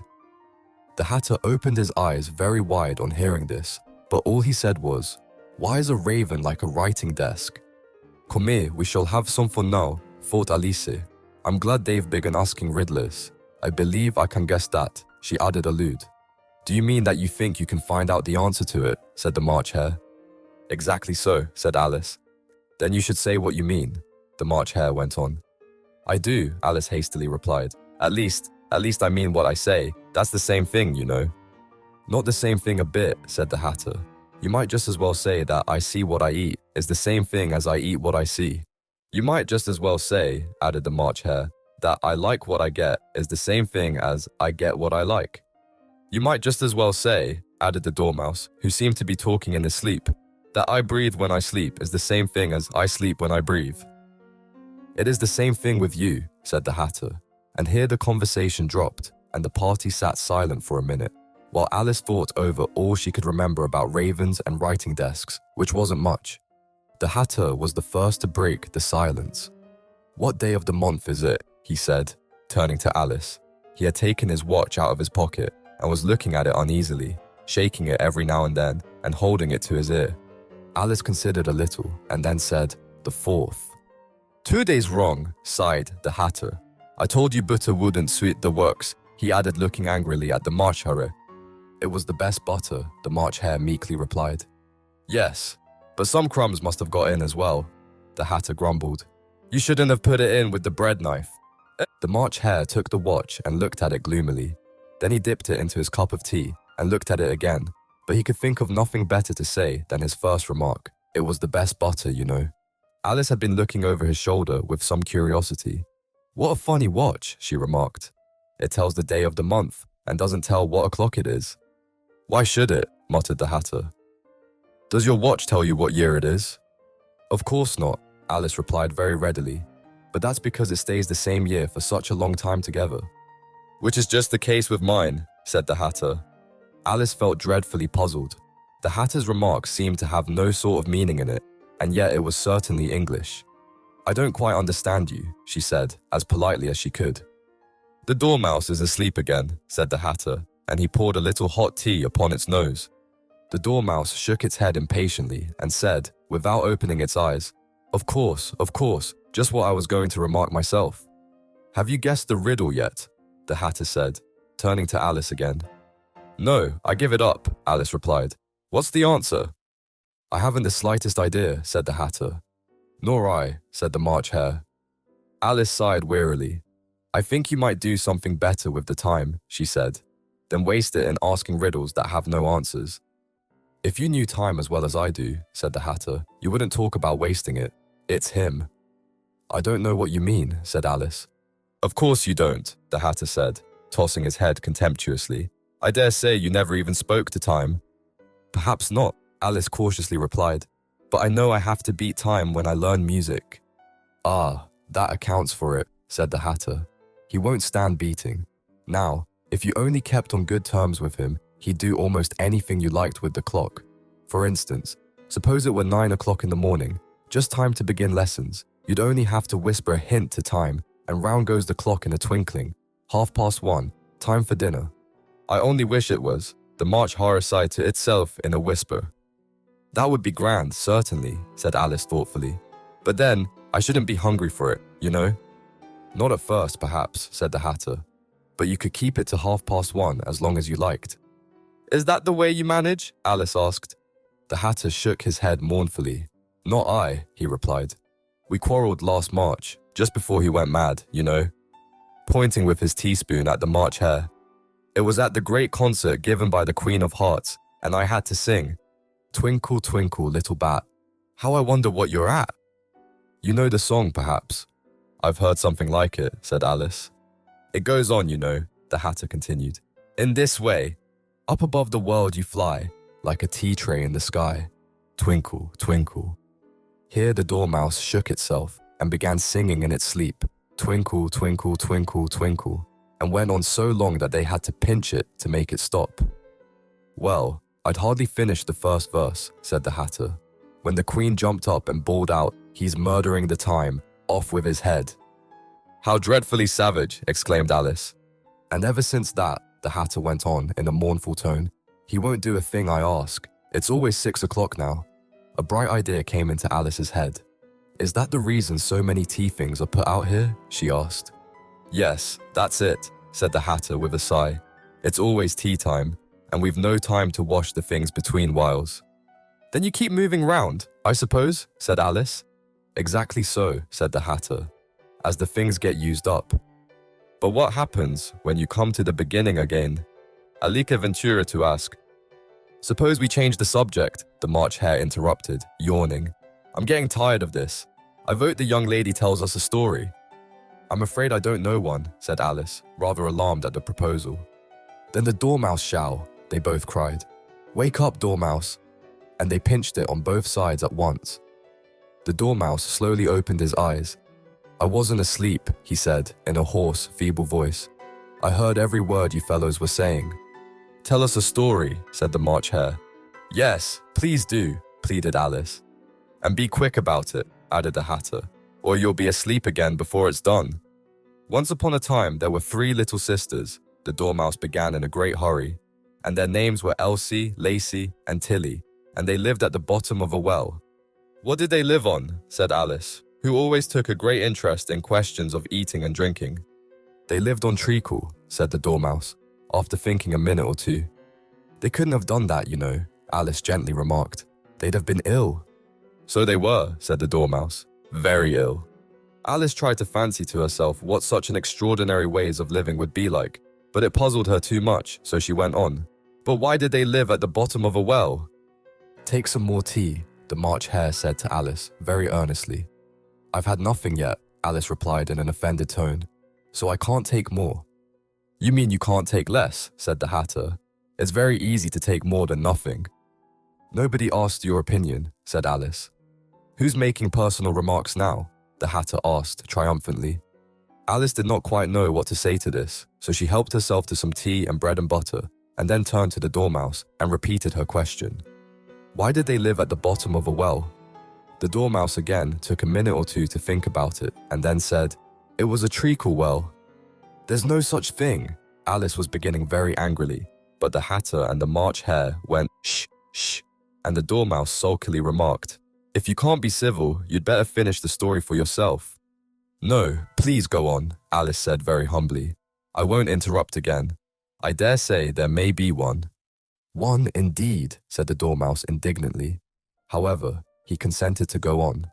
And so these 3 little sisters, they were learning to draw, you know. What did they draw? Said Alice, quite forgetting her promise. Treacle, said the Dormouse, without considering at all this time. I want a clean cup, interrupted the Hatter. Let's all move one place on. He moved on as he spoke, and the Dormouse followed him. The March Hare moved into the Dormouse's place, and Alice rather unwillingly took the place of the March Hare. The Hatter was the only one who got any advantage from the change, and Alice was a good deal worse off than before, as the March Hare had just upset the milk jug into his plate. Alice did not wish to offend the Dormouse again, so she began very cautiously. But I don't understand. Where did they draw the treacle from? You can draw water out of a water well, said the Hatter. So I should think you could draw treacle out of a treacle well. Hey, stupid! But they were in the well, Alice said to the Dormouse, not choosing to notice this last remark. Of course they were, said the Dormouse. Well in. This answer so confused poor Alice that she let the Dormouse go on for some time without interrupting it. They were learning to draw, the Dormouse went on, yawning and rubbing its eyes, for it was getting very sleepy. And they drew all manner of things, everything that begins with an M. Why with an M? Said Alice. Why not? Said the March Hare. Alice was silent. The Dormouse had closed its eyes by this time and was going off into a doze, but on being pinched by the Hatter, it woke up again with a little shriek and went on. That begins with an M, such as mousetraps, and the moon, and memory, and muchness. You know you say things are much of a muchness. Did you ever see such a thing as a drawing of a muchness? Really, now you ask me, said Alice, very much confused. I don't think. Then you shouldn't talk, said the Hatter. This piece of rudeness was more than Alice could bear. She got up in great disgust and walked off. The Dormouse fell asleep instantly, and neither of the others took the least notice of her going, though she looked back once or twice, half hoping that they would call after her. The last time she saw them, they were trying to put the Dormouse into the teapot. At any rate, I'll never go there again, said Alice as she picked her way through the wood. It's the stupidest tea party I ever was at in all my life. Just as she said this, she noticed that one of the trees had a door leading right into it. That's very curious, she thought. But everything's curious today. I think I may as well go in at once. And in she went. Once more she found herself in the long hall and close to the little glass table. Now, I'll manage better this time, she said to herself, and began by taking the little golden key and unlocking the door that led into the garden. Then she went to work nibbling at the mushroom, She had kept a piece of it in her pocket till she was about a foot high.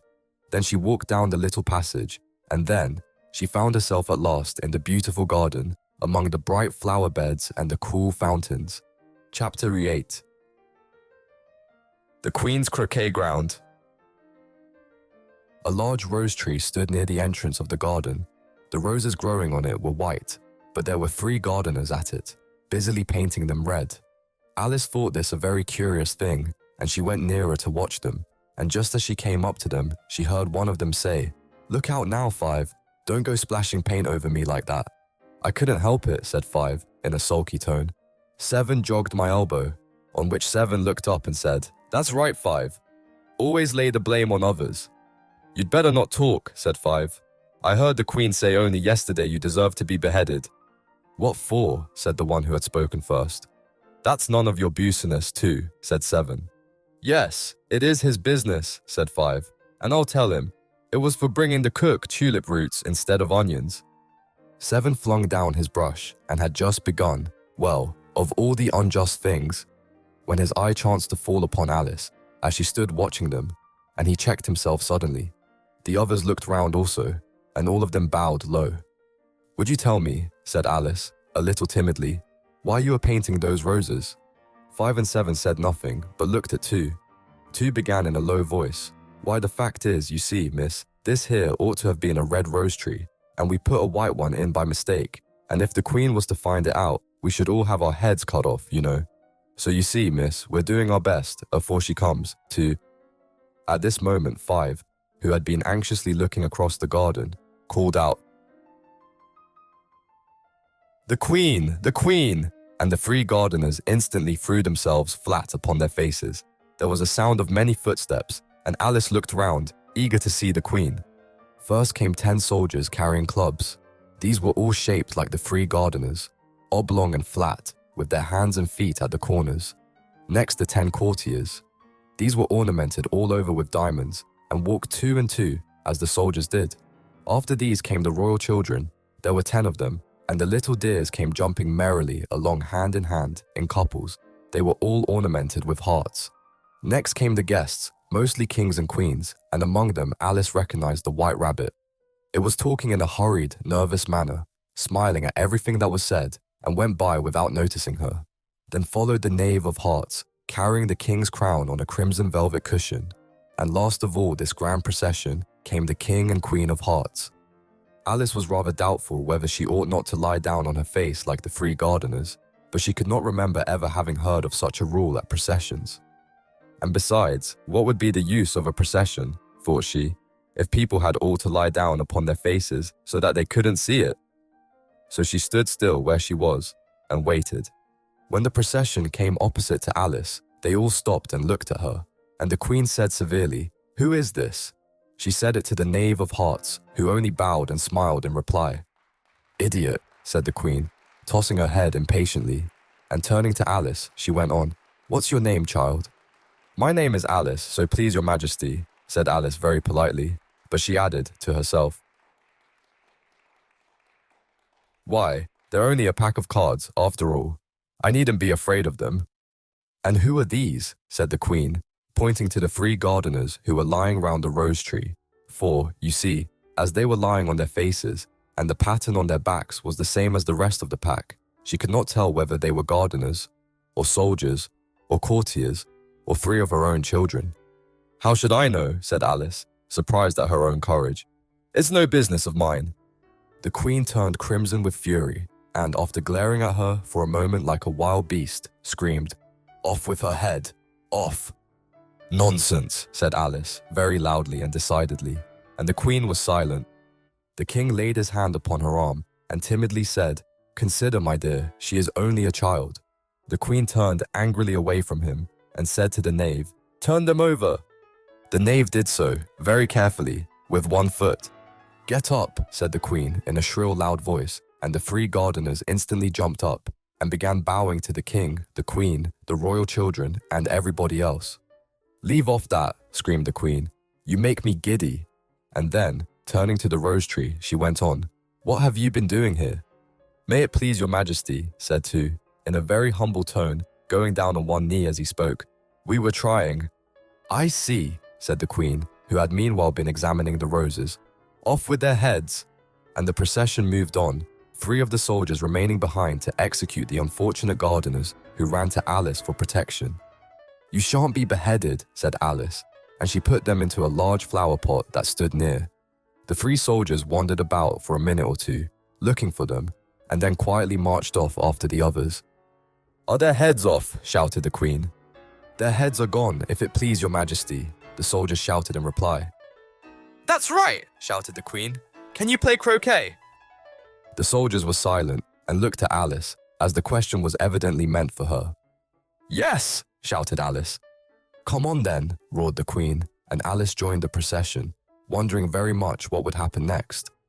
It's a very fine day, said a timid voice at her side. She was walking by the white rabbit, who was peeping anxiously into her face. Very, said Alice. Where's the Duchess? Hush, hush, said the rabbit in a low, hurried tone. He looked anxiously over his shoulder as he spoke, and then raised himself upon tiptoe, put his mouth close to her ear, and whispered, She's under sentence of execution. What for? Said Alice. Did you say, what a pity? The rabbit asked. No, I didn't, said Alice. I don't think it's at all a pity. I said, what for? She boxed the queen's ears, the rabbit began. Alice gave a little scream of laughter. Oh, hush, the rabbit whispered in a frightened tone. The queen will hear you. You see, she came rather late, and the queen said, Get to your places, shouted the queen in a voice of thunder, and people began running about in all directions, tumbling up against each other. However, they got settled down in a minute or two, and the game began. Alice thought she had never seen such a curious croquet ground in her life. It was all ridges and furrows, the balls were live hedgehogs, the mallets live flamingos, and the soldiers had to double themselves up and to stand on their hands and feet to make the arches. The chief difficulty Alice found at first was in managing her flamingo. She succeeded in getting its body tucked away, comfortably enough, under her arm, with its legs hanging down, but generally, just as she had got its neck nicely straightened out and was going to give the hedgehog a blow with its head, it would twist itself round and look up in her face with such a puzzled expression that she could not help bursting out laughing. And when she had got its head down and was going to begin again, it was very provoking to find that the hedgehog had unrolled itself and was in the act of crawling away. Besides all this, there was generally a ridge or furrow in the way wherever she wanted to send the hedgehog to, and, as the doubled-up soldiers were always getting up and walking off to other parts of the ground, Alice soon came to the conclusion that it was a very difficult game indeed. The players all played at once without waiting for turns, quarrelling all the while, and fighting for the hedgehogs, and in a very short time the queen was in a furious passion and went stamping about and shouting off with his head or off with her head about once in a minute. Alice began to feel very uneasy. To be sure, she had not as yet had any dispute with the queen, but she knew that it might happen any minute. And then, thought she, what would become of me? They're dreadfully fond of beheading people here. The great wonder is that there's anyone left alive. She was looking about for some way of escape and wondering whether she could get away without being seen when she noticed a curious appearance in the air. It puzzled her very much at first, but after watching it a minute or two, she made it out to be a grin, and she said to herself, It's the Cheshire Cat. Now I shall have somebody to talk to. How are you getting on? Said the cat, as soon as there was mouth enough for it to speak with. Alice waited till the eyes appeared and then nodded. It's no use speaking to it, she thought, till its ears have come, or at least one of them. In another minute, the whole head appeared, and then Alice put down her flamingo and began an account of the game, feeling very glad she had someone to listen to her. The cat seemed to think that there was enough of it now in sight, and no more of it appeared. I don't think they play at all fairly, Alice began in rather a complaining tone, and they all quarrel so dreadfully one can't hear oneself speak, and they don't seem to have any rules in particular. At least, if there are, nobody attends to them, and you've no idea how confusing it is, all the things being alive. For instance, there's the arch I've got to go through next, walking about at the other end of the ground, and I should have croqueted the queen's hedgehog just now, only it ran away when it saw mine coming. How do you like the queen? Said the cat in a low voice. Not at all, said Alice. She's so extremely... Just then she noticed that the queen was close behind her, listening, so she went on. Likely to win, that it's hardly worthwhile finishing the game. The queen smiled and passed on. "Who are you talking to?" said the king, going up to Alice and looking at the cat's head with great curiosity. "It's a friend of mine, a Cheshire Cat," said Alice. "Allow me to introduce it." "I don't like the look of it at all," said the king. "However, it may kiss my hand if it likes." "I'd rather not," the cat remarked. "Don't be impertinent," said the king, "and don't look at me like that." He got behind Alice as he spoke. "A cat may look at a king," said Alice. "I've read that in some book, but I don't remember where." "Well, it must be removed," said the king very decidedly, and he called the queen, who was passing at the moment. "My dear, I wish you would have this cat removed." The queen had only one way of settling all difficulties, great or small. "Off with his head," she said, without even looking round. "I'll fetch the executioner myself," said the king eagerly, and he hurried off. Alice thought she might as well go back and see how the game was going on, as she heard the queen's voice in the distance, screaming with passion. She had already heard her sentence 3 of the players to be executed for having missed their turns, and she did not like the look of things at all, as the game was in such confusion that she never knew whether it was her turn or not. So she went in search of her hedgehog. The hedgehog was engaged in a fight with another hedgehog, which seemed to Alice an excellent opportunity for croqueting one of them with the other. The only difficulty was that her flamingo was gone across to the other side of the garden, where Alice could see it trying in a helpless sort of way to fly up into a tree. By the time she had caught the flamingo and brought it back, the fight was over, and both the hedgehogs were out of sight. But it doesn't matter much, thought Alice, as all the archers are gone from this side of the ground. So she tucked it away under her arm that it might not escape again, and went back for a little more conversation with her friend. When she got back to the Cheshire Cat, she was surprised to find quite a large crowd collected round it. There was a dispute going on between the executioner, the king, and the queen, who were all talking at once, while all the rest were quite silent, and looked very uncomfortable.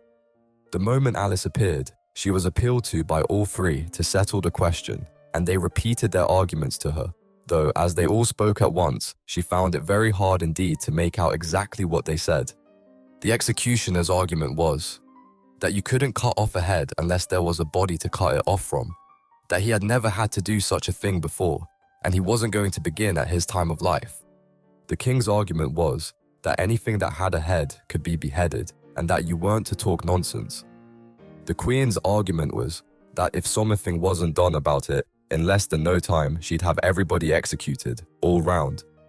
It was this last remark that had made the whole party look so grave and anxious. Alice could think of nothing else to say, but, "It belongs to the Duchess. You'd better ask her about it." "She's in prison," the queen said to the executioner. "Fetch her here." And the executioner went off like an arrow. The cat's head began fading away the moment he was gone, and by the time he had come back with the Duchess, it had entirely disappeared. So the king and the executioner ran wildly up and down looking for it, while the rest of the party went back to the game. Chapter 9.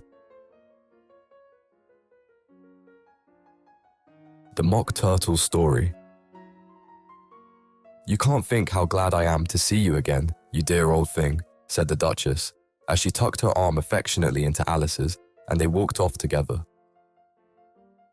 Alice was very glad to find her in such a pleasant temper, and thought to herself that perhaps it was only the pepper that had made her so savage when they met in the kitchen.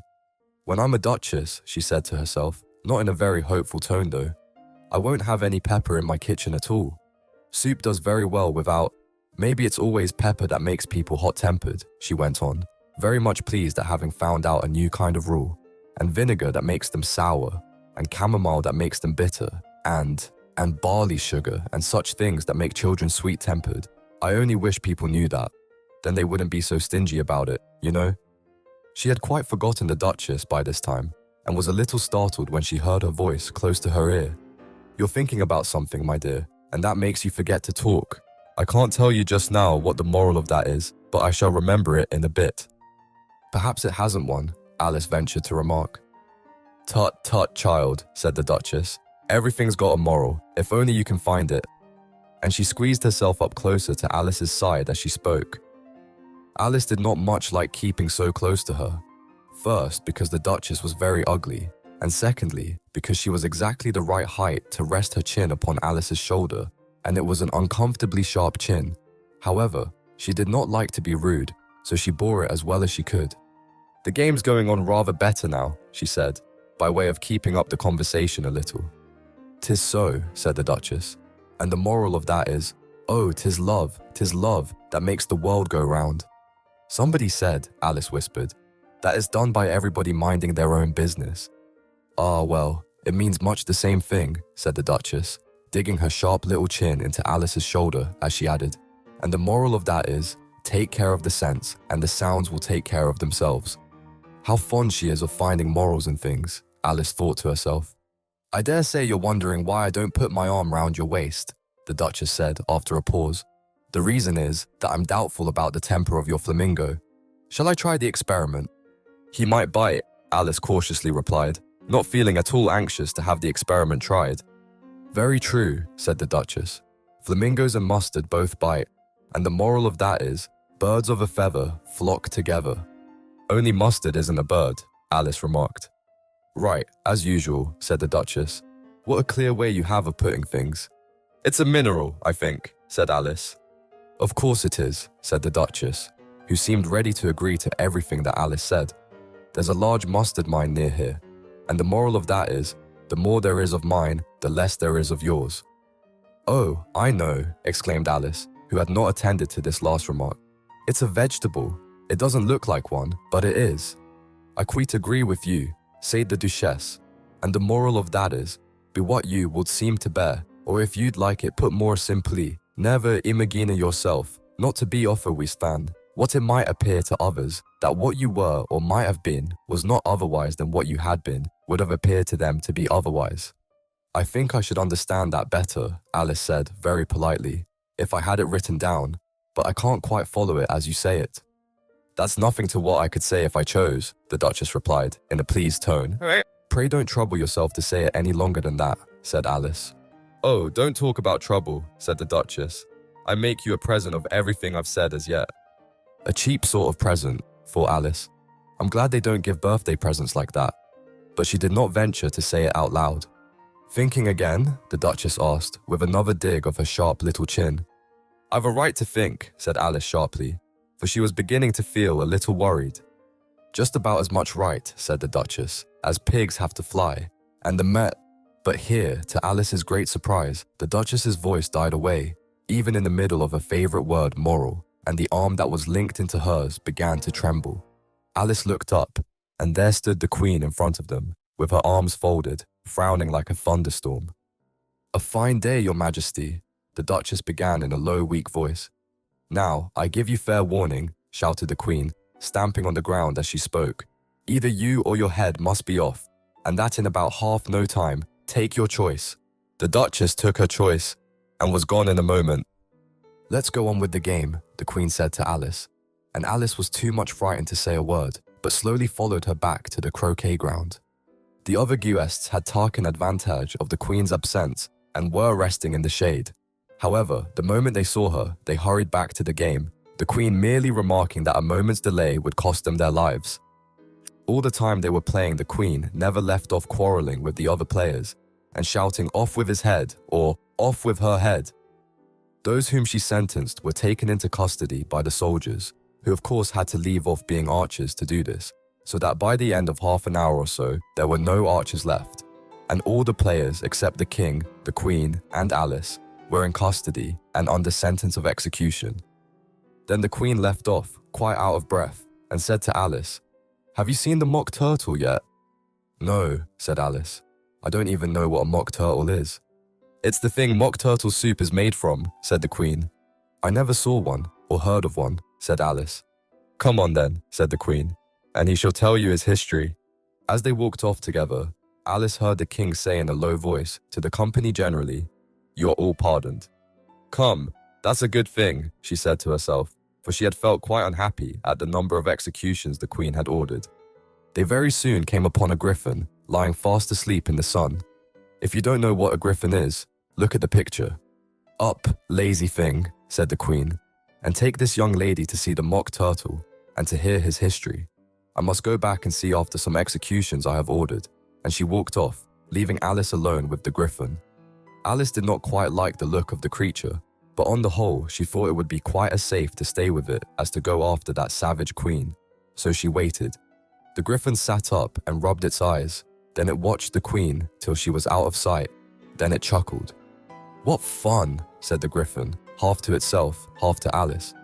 "What is the fun?" said Alice. "Why, she," said the griffin. "It's all her fancy that. They never executes nobody, you know. Come on." "Everybody says come on here," thought Alice, as she went slowly after it. "I never was so ordered about in all my life, never." They had not gone far before they saw the mock turtle in the distance, sitting sad and lonely on a little ledge of rock, and as they came nearer, Alice could hear him sighing as if his heart would break. She pitied him deeply. "What is his sorrow?" she asked the griffin, and the griffin answered, very nearly in the same words as before. "It's all his fancy that. He hasn't got no sorrow, you know. Come on." So they went up to the mock turtle, who looked at them with large eyes, full of tears, but said nothing. "This here young lady," said the griffin, "she wants for to know your history, she do." "I'll tell it her," said the mock turtle, in a deep, hollow tone. "Sit down, both of you, and don't speak a word till I've finished." So they sat down, and nobody spoke for some minutes. Alice thought to herself, "I don't see how he can ever finish if he doesn't begin." But she waited patiently. "Once," said the mock turtle at last, with a deep sigh, "I was a real turtle." These words were followed by a very long silence, broken only by an occasional exclamation of "Shkrr" from the griffin, and the constant heavy sobbing of the mock turtle. Alice was very nearly getting up and saying, "Thank you, sir, for your interesting story," but she could not help thinking there must be more to come, so she sat still and said nothing. "When we were little," the mock turtle went on at last, more calmly, though still sobbing a little now and then, "we went to school in the sea. The master was an old turtle. We used to call him Tortoise." "Why did you call him Tortoise if he wasn't one?" Alice asked. "We called him Tortoise because he taught us," said the mock turtle angrily. "Really, you are very dull." "You ought to be ashamed of yourself for asking such a simple question," added the griffin, and then they both sat silent and looked at poor Alice, who felt ready to sink into the earth. At last the griffin said to the mock turtle, "Drive on, old fellow, don't be all day about it," and he went on in these words. "Yes, we went to school in the sea, though you mayn't believe it." "I never said I didn't," interrupted Alice. "Yo, di, say to mock turtle." "Hold your tongue," added the griffin, before Alice could speak again. The mock turtle went on. "We had the best of educations. In fact, we went to school every day." "I've been to a day school too," said Alice. "You needn't be so proud as all that." "With extras?" asked the mock turtle, a little anxiously. "Yes," said Alice. "We learned French and music." "And washing?" said the mock turtle. "Certainly not," said Alice indignantly. "Ah, then yours wasn't a really good school," said the mock turtle in a tone of great relief. Now at ours they had at the end of the bill, French, music and washing, extra. "You couldn't have wanted it much," said Alice, "living at the bottom of the sea." "I couldn't afford to learn it," said the mock turtle with a sigh. "I only took the regular course." "What was that?" inquired Alice. "Reeling and writhing, of course, to begin with," the mock turtle replied. "And then the different branches of arithmetic, ambition, distraction, uglification, and derision. I never heard of uglification, alish venure to say. What is it?" The Gryphon lifted up both its paws in surprise. "What? Never heard of uglifying," it exclaimed. "You know what to beltify is, I suppose?" "Yes," said Alice doubtfully. "It means to make anything prettier." "Well then," the griffin went on, "if you don't know what to uglify is, you are a simpleton." Alice did not feel encouraged to ask any more questions about it, so she turned to the mock turtle and said, "What else had you to learn?" "Well, there was mystery," the mock turtle replied, counting off the subjects on his flappers. "Mystery, ancient and modern, with seaography. Then drawling. The drawling master was an old conger eel that used to come once a week. He taught us drawling, stretching, and fainting in coils." "What was that like?" said Alice. "Well, I can't show it you myself," the mock turtle said. "I'm too stiff, and the griffin never learnt it." "Hadn't time," said the griffin. "I went to the classics master though. He was an old crab, he was." "I never went to him," the mock turtle said with a sigh.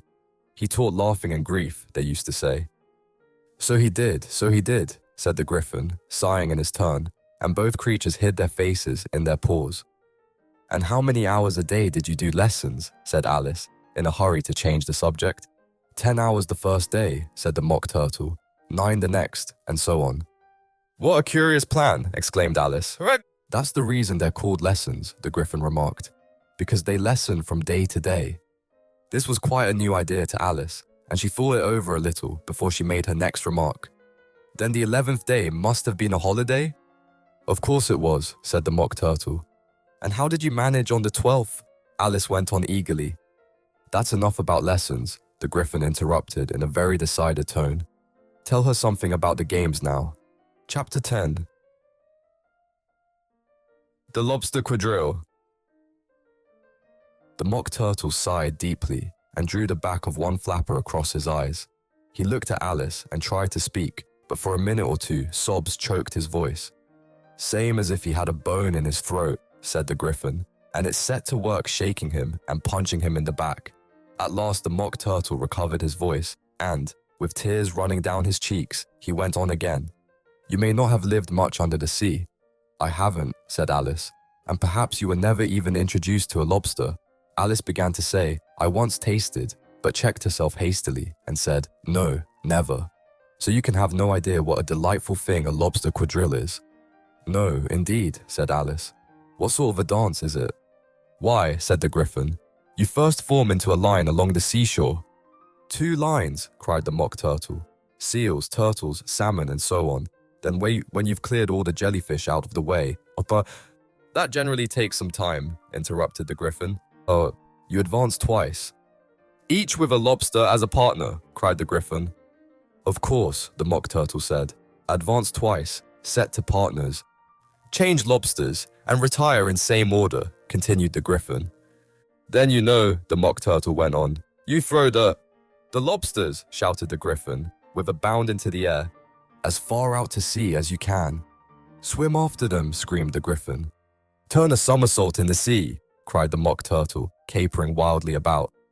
"Change lobsters again," yelled the Griffin at the top of its voice. "Back to land again, and that's all the first figure," said the Mock Turtle, suddenly dropping his voice. And the 2 creatures, who had been jumping about like mad things all this time, sat down again very sadly and quietly and looked at Alice. "It must be a very pretty dance," said Alice timidly. "Would you like to see a little of it?" said the Mock Turtle. "Very much indeed," said Alice.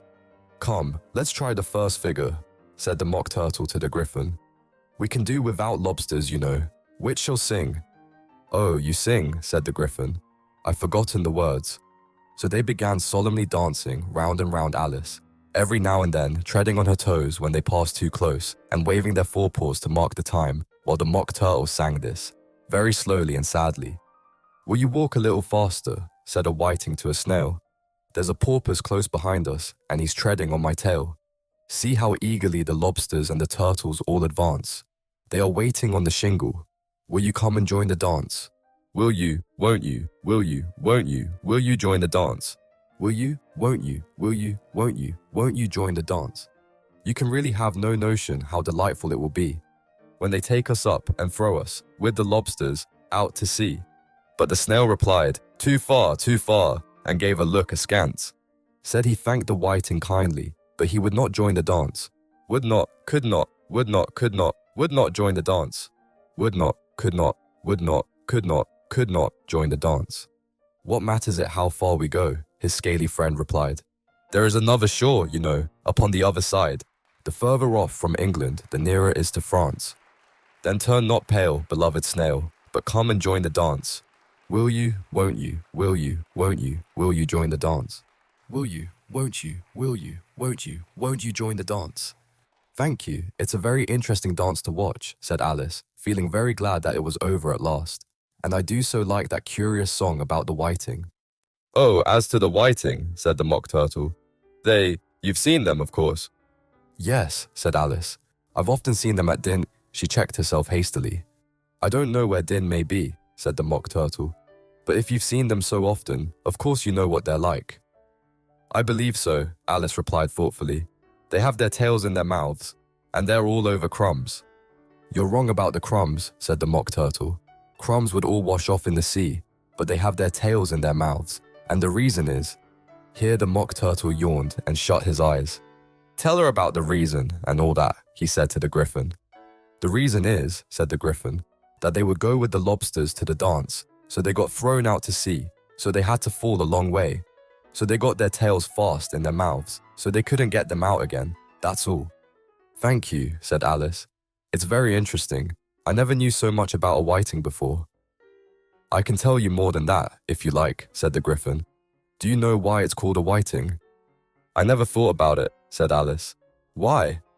"It does the boots and shoes," the Griffin replied, very solemnly. Alice was thoroughly puzzled. "Does the boots and shoes?" she repeated in a wondering tone. "Why, what are your shoes done with?" said the Griffin.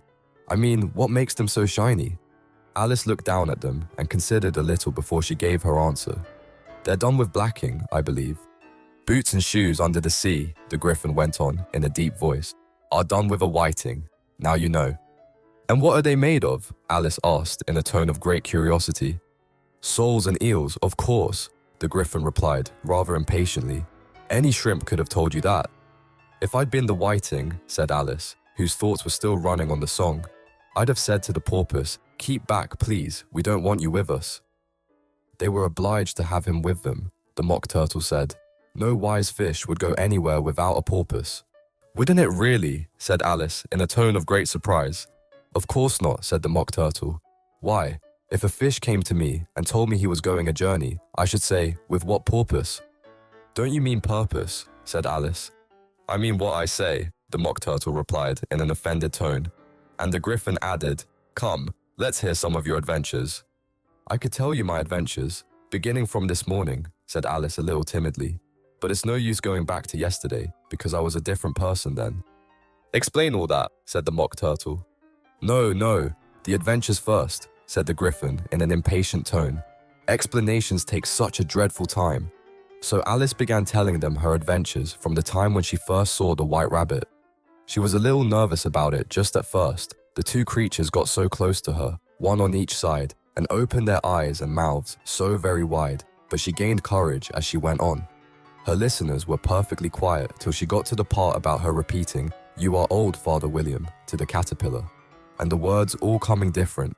And then the Mock Turtle drew a long breath and said, "That's very curious." "It's all about as curious as it can be," said the Griffin.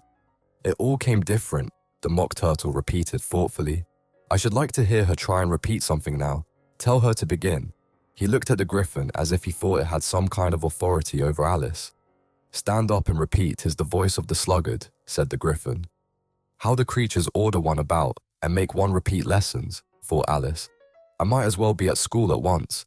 However, she got up and began to repeat it, but her head was so full of the lobster quadrille that she hardly knew what she was saying, and the words came very queer indeed. "'Tis the voice of the lobster," I heard him declare. "You have baked me too brown, I must sugar my hair." As a duck with its eyelids, so he with his nose, trims his belt and his buttons and turns out his toes. Later editions continued as follows. When the sands are all dry, he is gay as a lark, and will talk in contemptuous tones of the shark. But when the tide rises and sharks are around, his voice has a timid and tremulous sound. "That's different from what I used to say when I was a child," said the Griffin. "Well, I never heard it before," said the Mock Turtle, "but it sounds uncommon nonsense." Alice said nothing. She had sat down with her face in her hands, wondering if anything would ever happen in a natural way again. "I should like to have it explained," said the Mock Turtle. "She can't explain it," said the Griffin hastily. "Go on with the next verse." "But about his toes," the Mock Turtle persisted.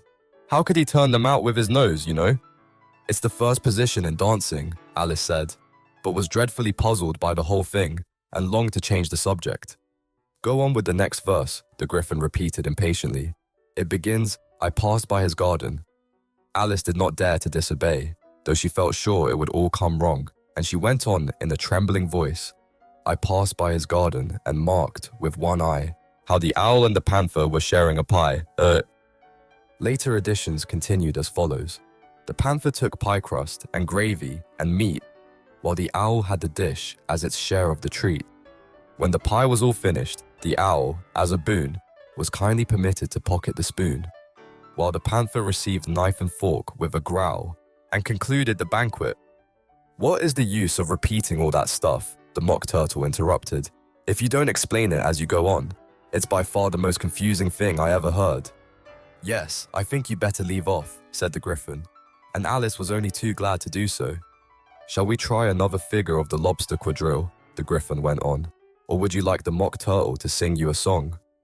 "Oh, a song, please, if the mock turtle would be so kind," Alice replied, so eagerly that the griffin said, in a rather offended tone, "No accounting for tastes. Sing her turtle soup, will you, old fellow?" The mock turtle sighed deeply and began, in a voice sometimes choked with sobs, to sing this. "Beautiful soup, so rich and green, waiting in a hot tureen. Who for such dainties would not stoop? Soup of the evening, beautiful soup. Soup of the evening, beautiful soup. Bo, ootiful soup, oop. Bo, ootiful soup, oop. Soup of the evening, beautiful, beautiful soup. Beautiful soup. Who cares for fish, game, or any other dish? Who would not give all else for 2 pennyworth only of beautiful soup? Pennyworth only of beautiful soup. Bo, ootiful soup, oop. Bo, ootiful soup, oop. Soup of the evening, beautiful, beauty, full soup." "Chorus again!" cried the griffin, and the mock turtle had just begun to repeat it when a cry of "the trial's beginning" was heard in the distance. "Come on!" cried the griffin, and taking Alice by the hand, it hurried off, without waiting for the end of the song. "What trial is it?" Alice panted as she ran, but the griffin only answered, "Come on," and ran the faster, while more and more faintly came, carried on the breeze that followed them, the melancholy words. "Soup of the evening, beautiful, beautiful soup." Chapter 11. Who stole the tarts? The King and Queen of Hearts were seated on their throne when they arrived, with a great crowd assembled about them, all sorts of little birds and beasts, as well as the whole pack of cards.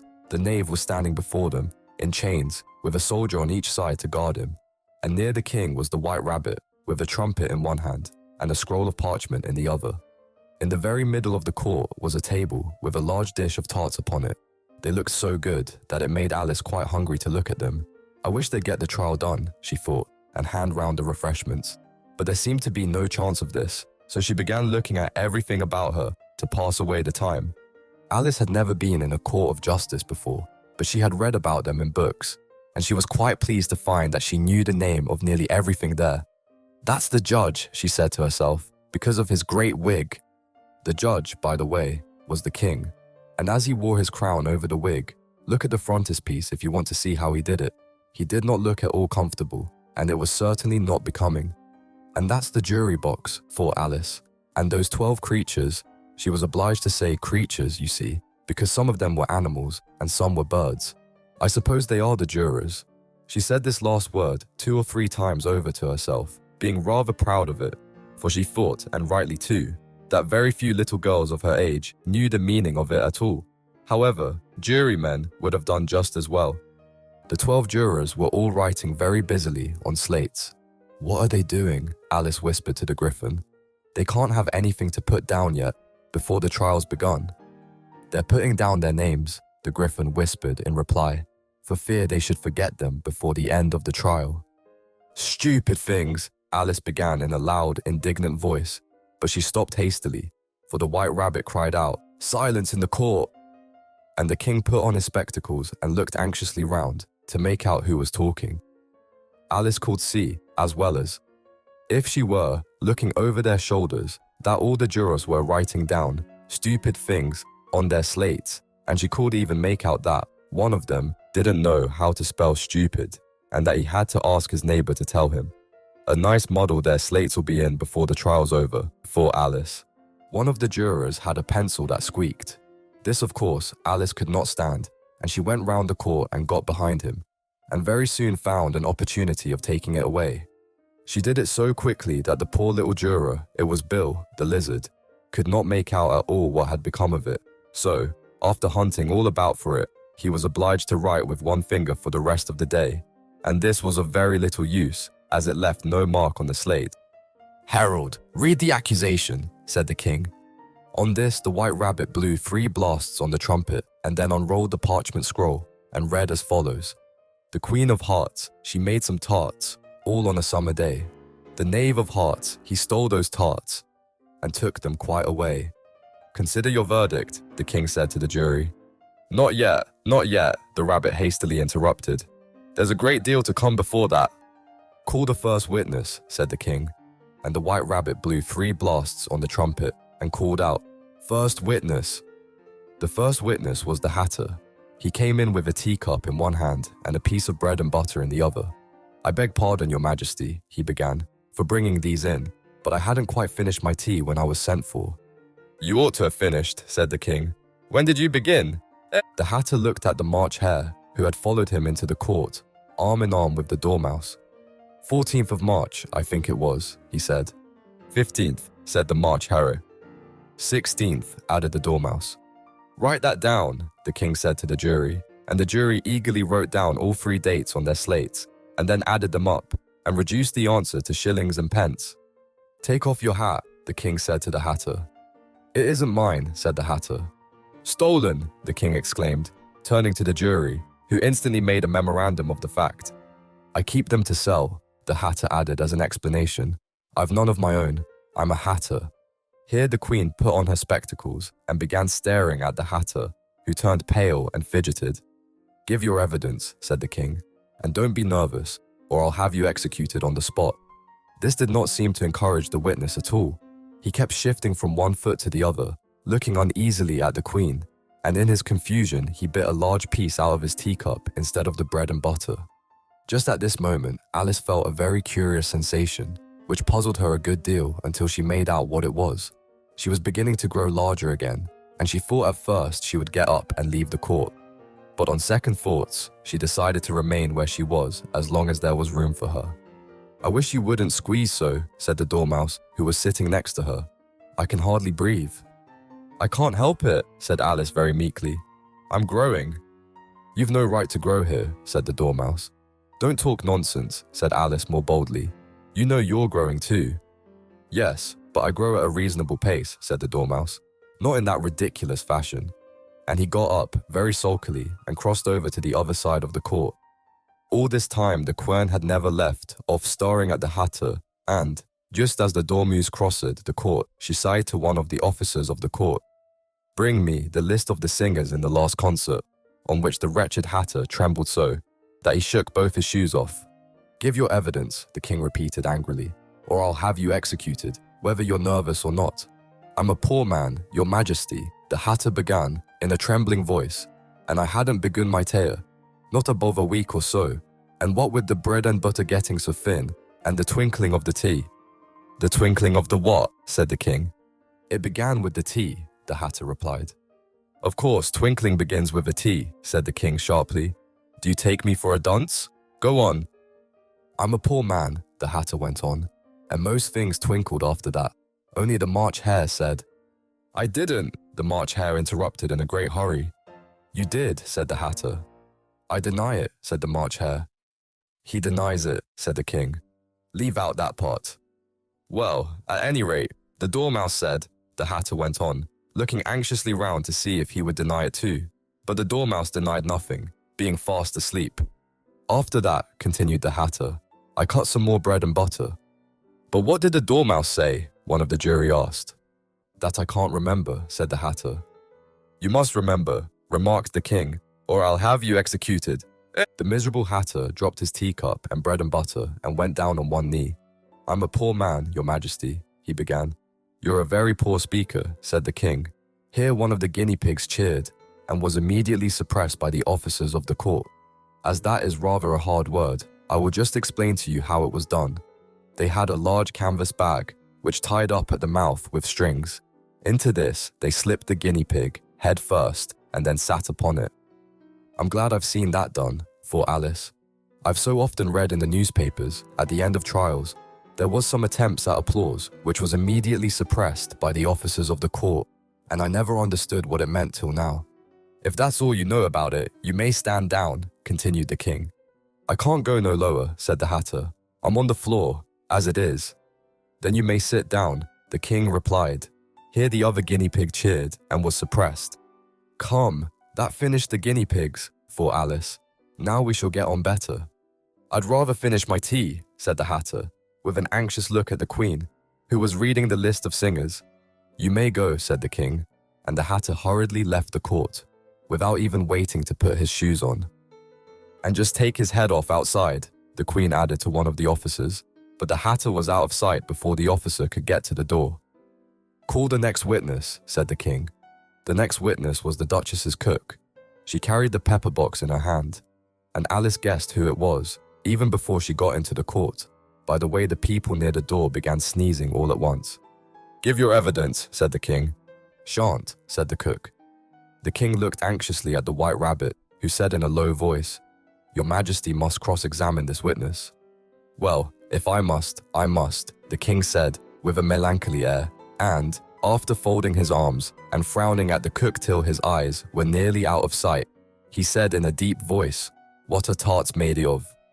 Pepper mostly, said the cook. Treacle, said a sleepy voice behind her. Collar that dormouse, the Queen shrieked out. Behead that dormouse. Turn that dormouse out of court. Suppress him. Pinch him. Off with his whiskers. For some minutes, the whole court was in confusion, getting the dormouse turned out, and, by the time they had settled down again, the cook had disappeared.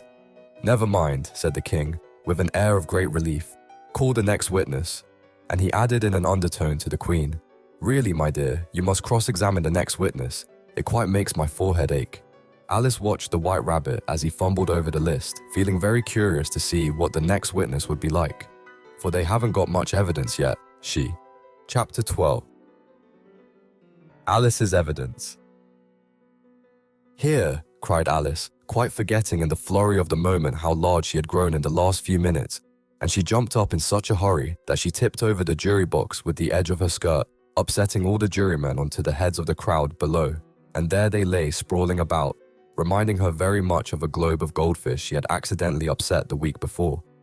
Oh, I beg your pardon, she exclaimed in a tone of great dismay, and began picking them up again as quickly as she could, for the accident of the goldfish kept running in her head, and she had a vague sort of idea that they must be collected at once and put back into the jury box, or they would die.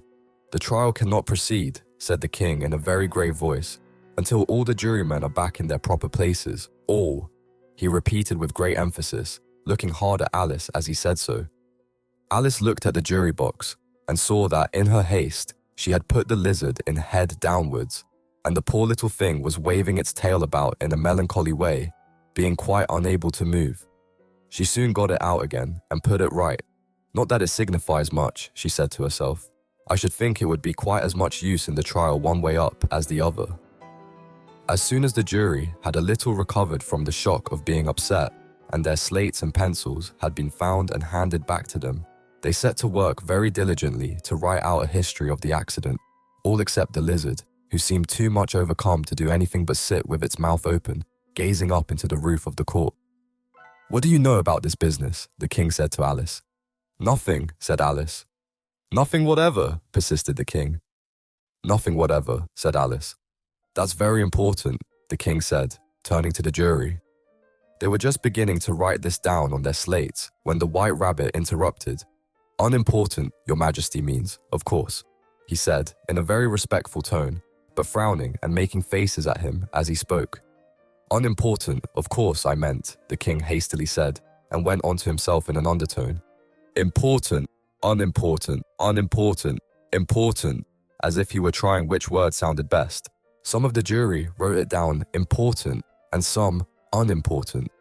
Alice could see this, as she was near enough to look over their slates. But it doesn't matter a bit, she thought to herself. At this moment the King, who had been for some time busily writing in his notebook, cackled out, Silence, and read out from his book. Rule 42. All persons more than a mile high to leave the court. Everybody looked at Alice. I'm not a mile high, said Alice. You are, said the King. Nearly 2 miles high, added the Queen. Well, I shan't go, at any rate, said Alice. Besides, that's not a regular rule. You invented it just now. It's the oldest rule in the book, said the King. Then it ought to be number 1, said Alice. The King turned pale and shut his notebook hastily. Consider your verdict, he said to the jury in a low, trembling voice. There's more evidence to come yet, "Please, your majesty," said the White Rabbit, jumping up in a great hurry. "This paper has just been picked up." "What's in it?" said the Queen. "I haven't opened it yet," said the White Rabbit, "but it seems to be a letter written by the prisoner to somebody." "It must have been that," said the King, "unless it was written to nobody, which isn't usual, you know." "Who is it directed to?" said one of the jurymen. "It isn't directed at all," said the White Rabbit. "In fact, there's nothing written on the outside." He unfolded the paper as he spoke and added, "It isn't a letter, after all. It's a set of verses." "Are they in the prisoner's handwriting?" asked another of the jurymen. "No, they are not," said the White Rabbit, "and that's the queerest thing about it." The jury all looked puzzled. "He must have imitated somebody else's hand," said the King. The jury all brightened up again. "Please, your majesty," said the knave, "I didn't write it, and they can't prove I did. There's no name signed at the end." "If you didn't sign it," said the King, "that only makes the matter worse. You must have meant some mischief, or else you'd have signed your name like an honest man." There was a general clapping of hands at this.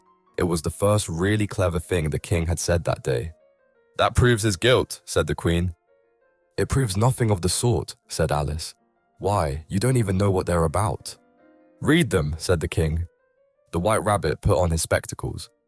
"Where shall I begin, please, your majesty?" he asked. "Begin at the beginning," the King said gravely, "and go on till you come to the end. Then stop." These were the verses the White Rabbit read.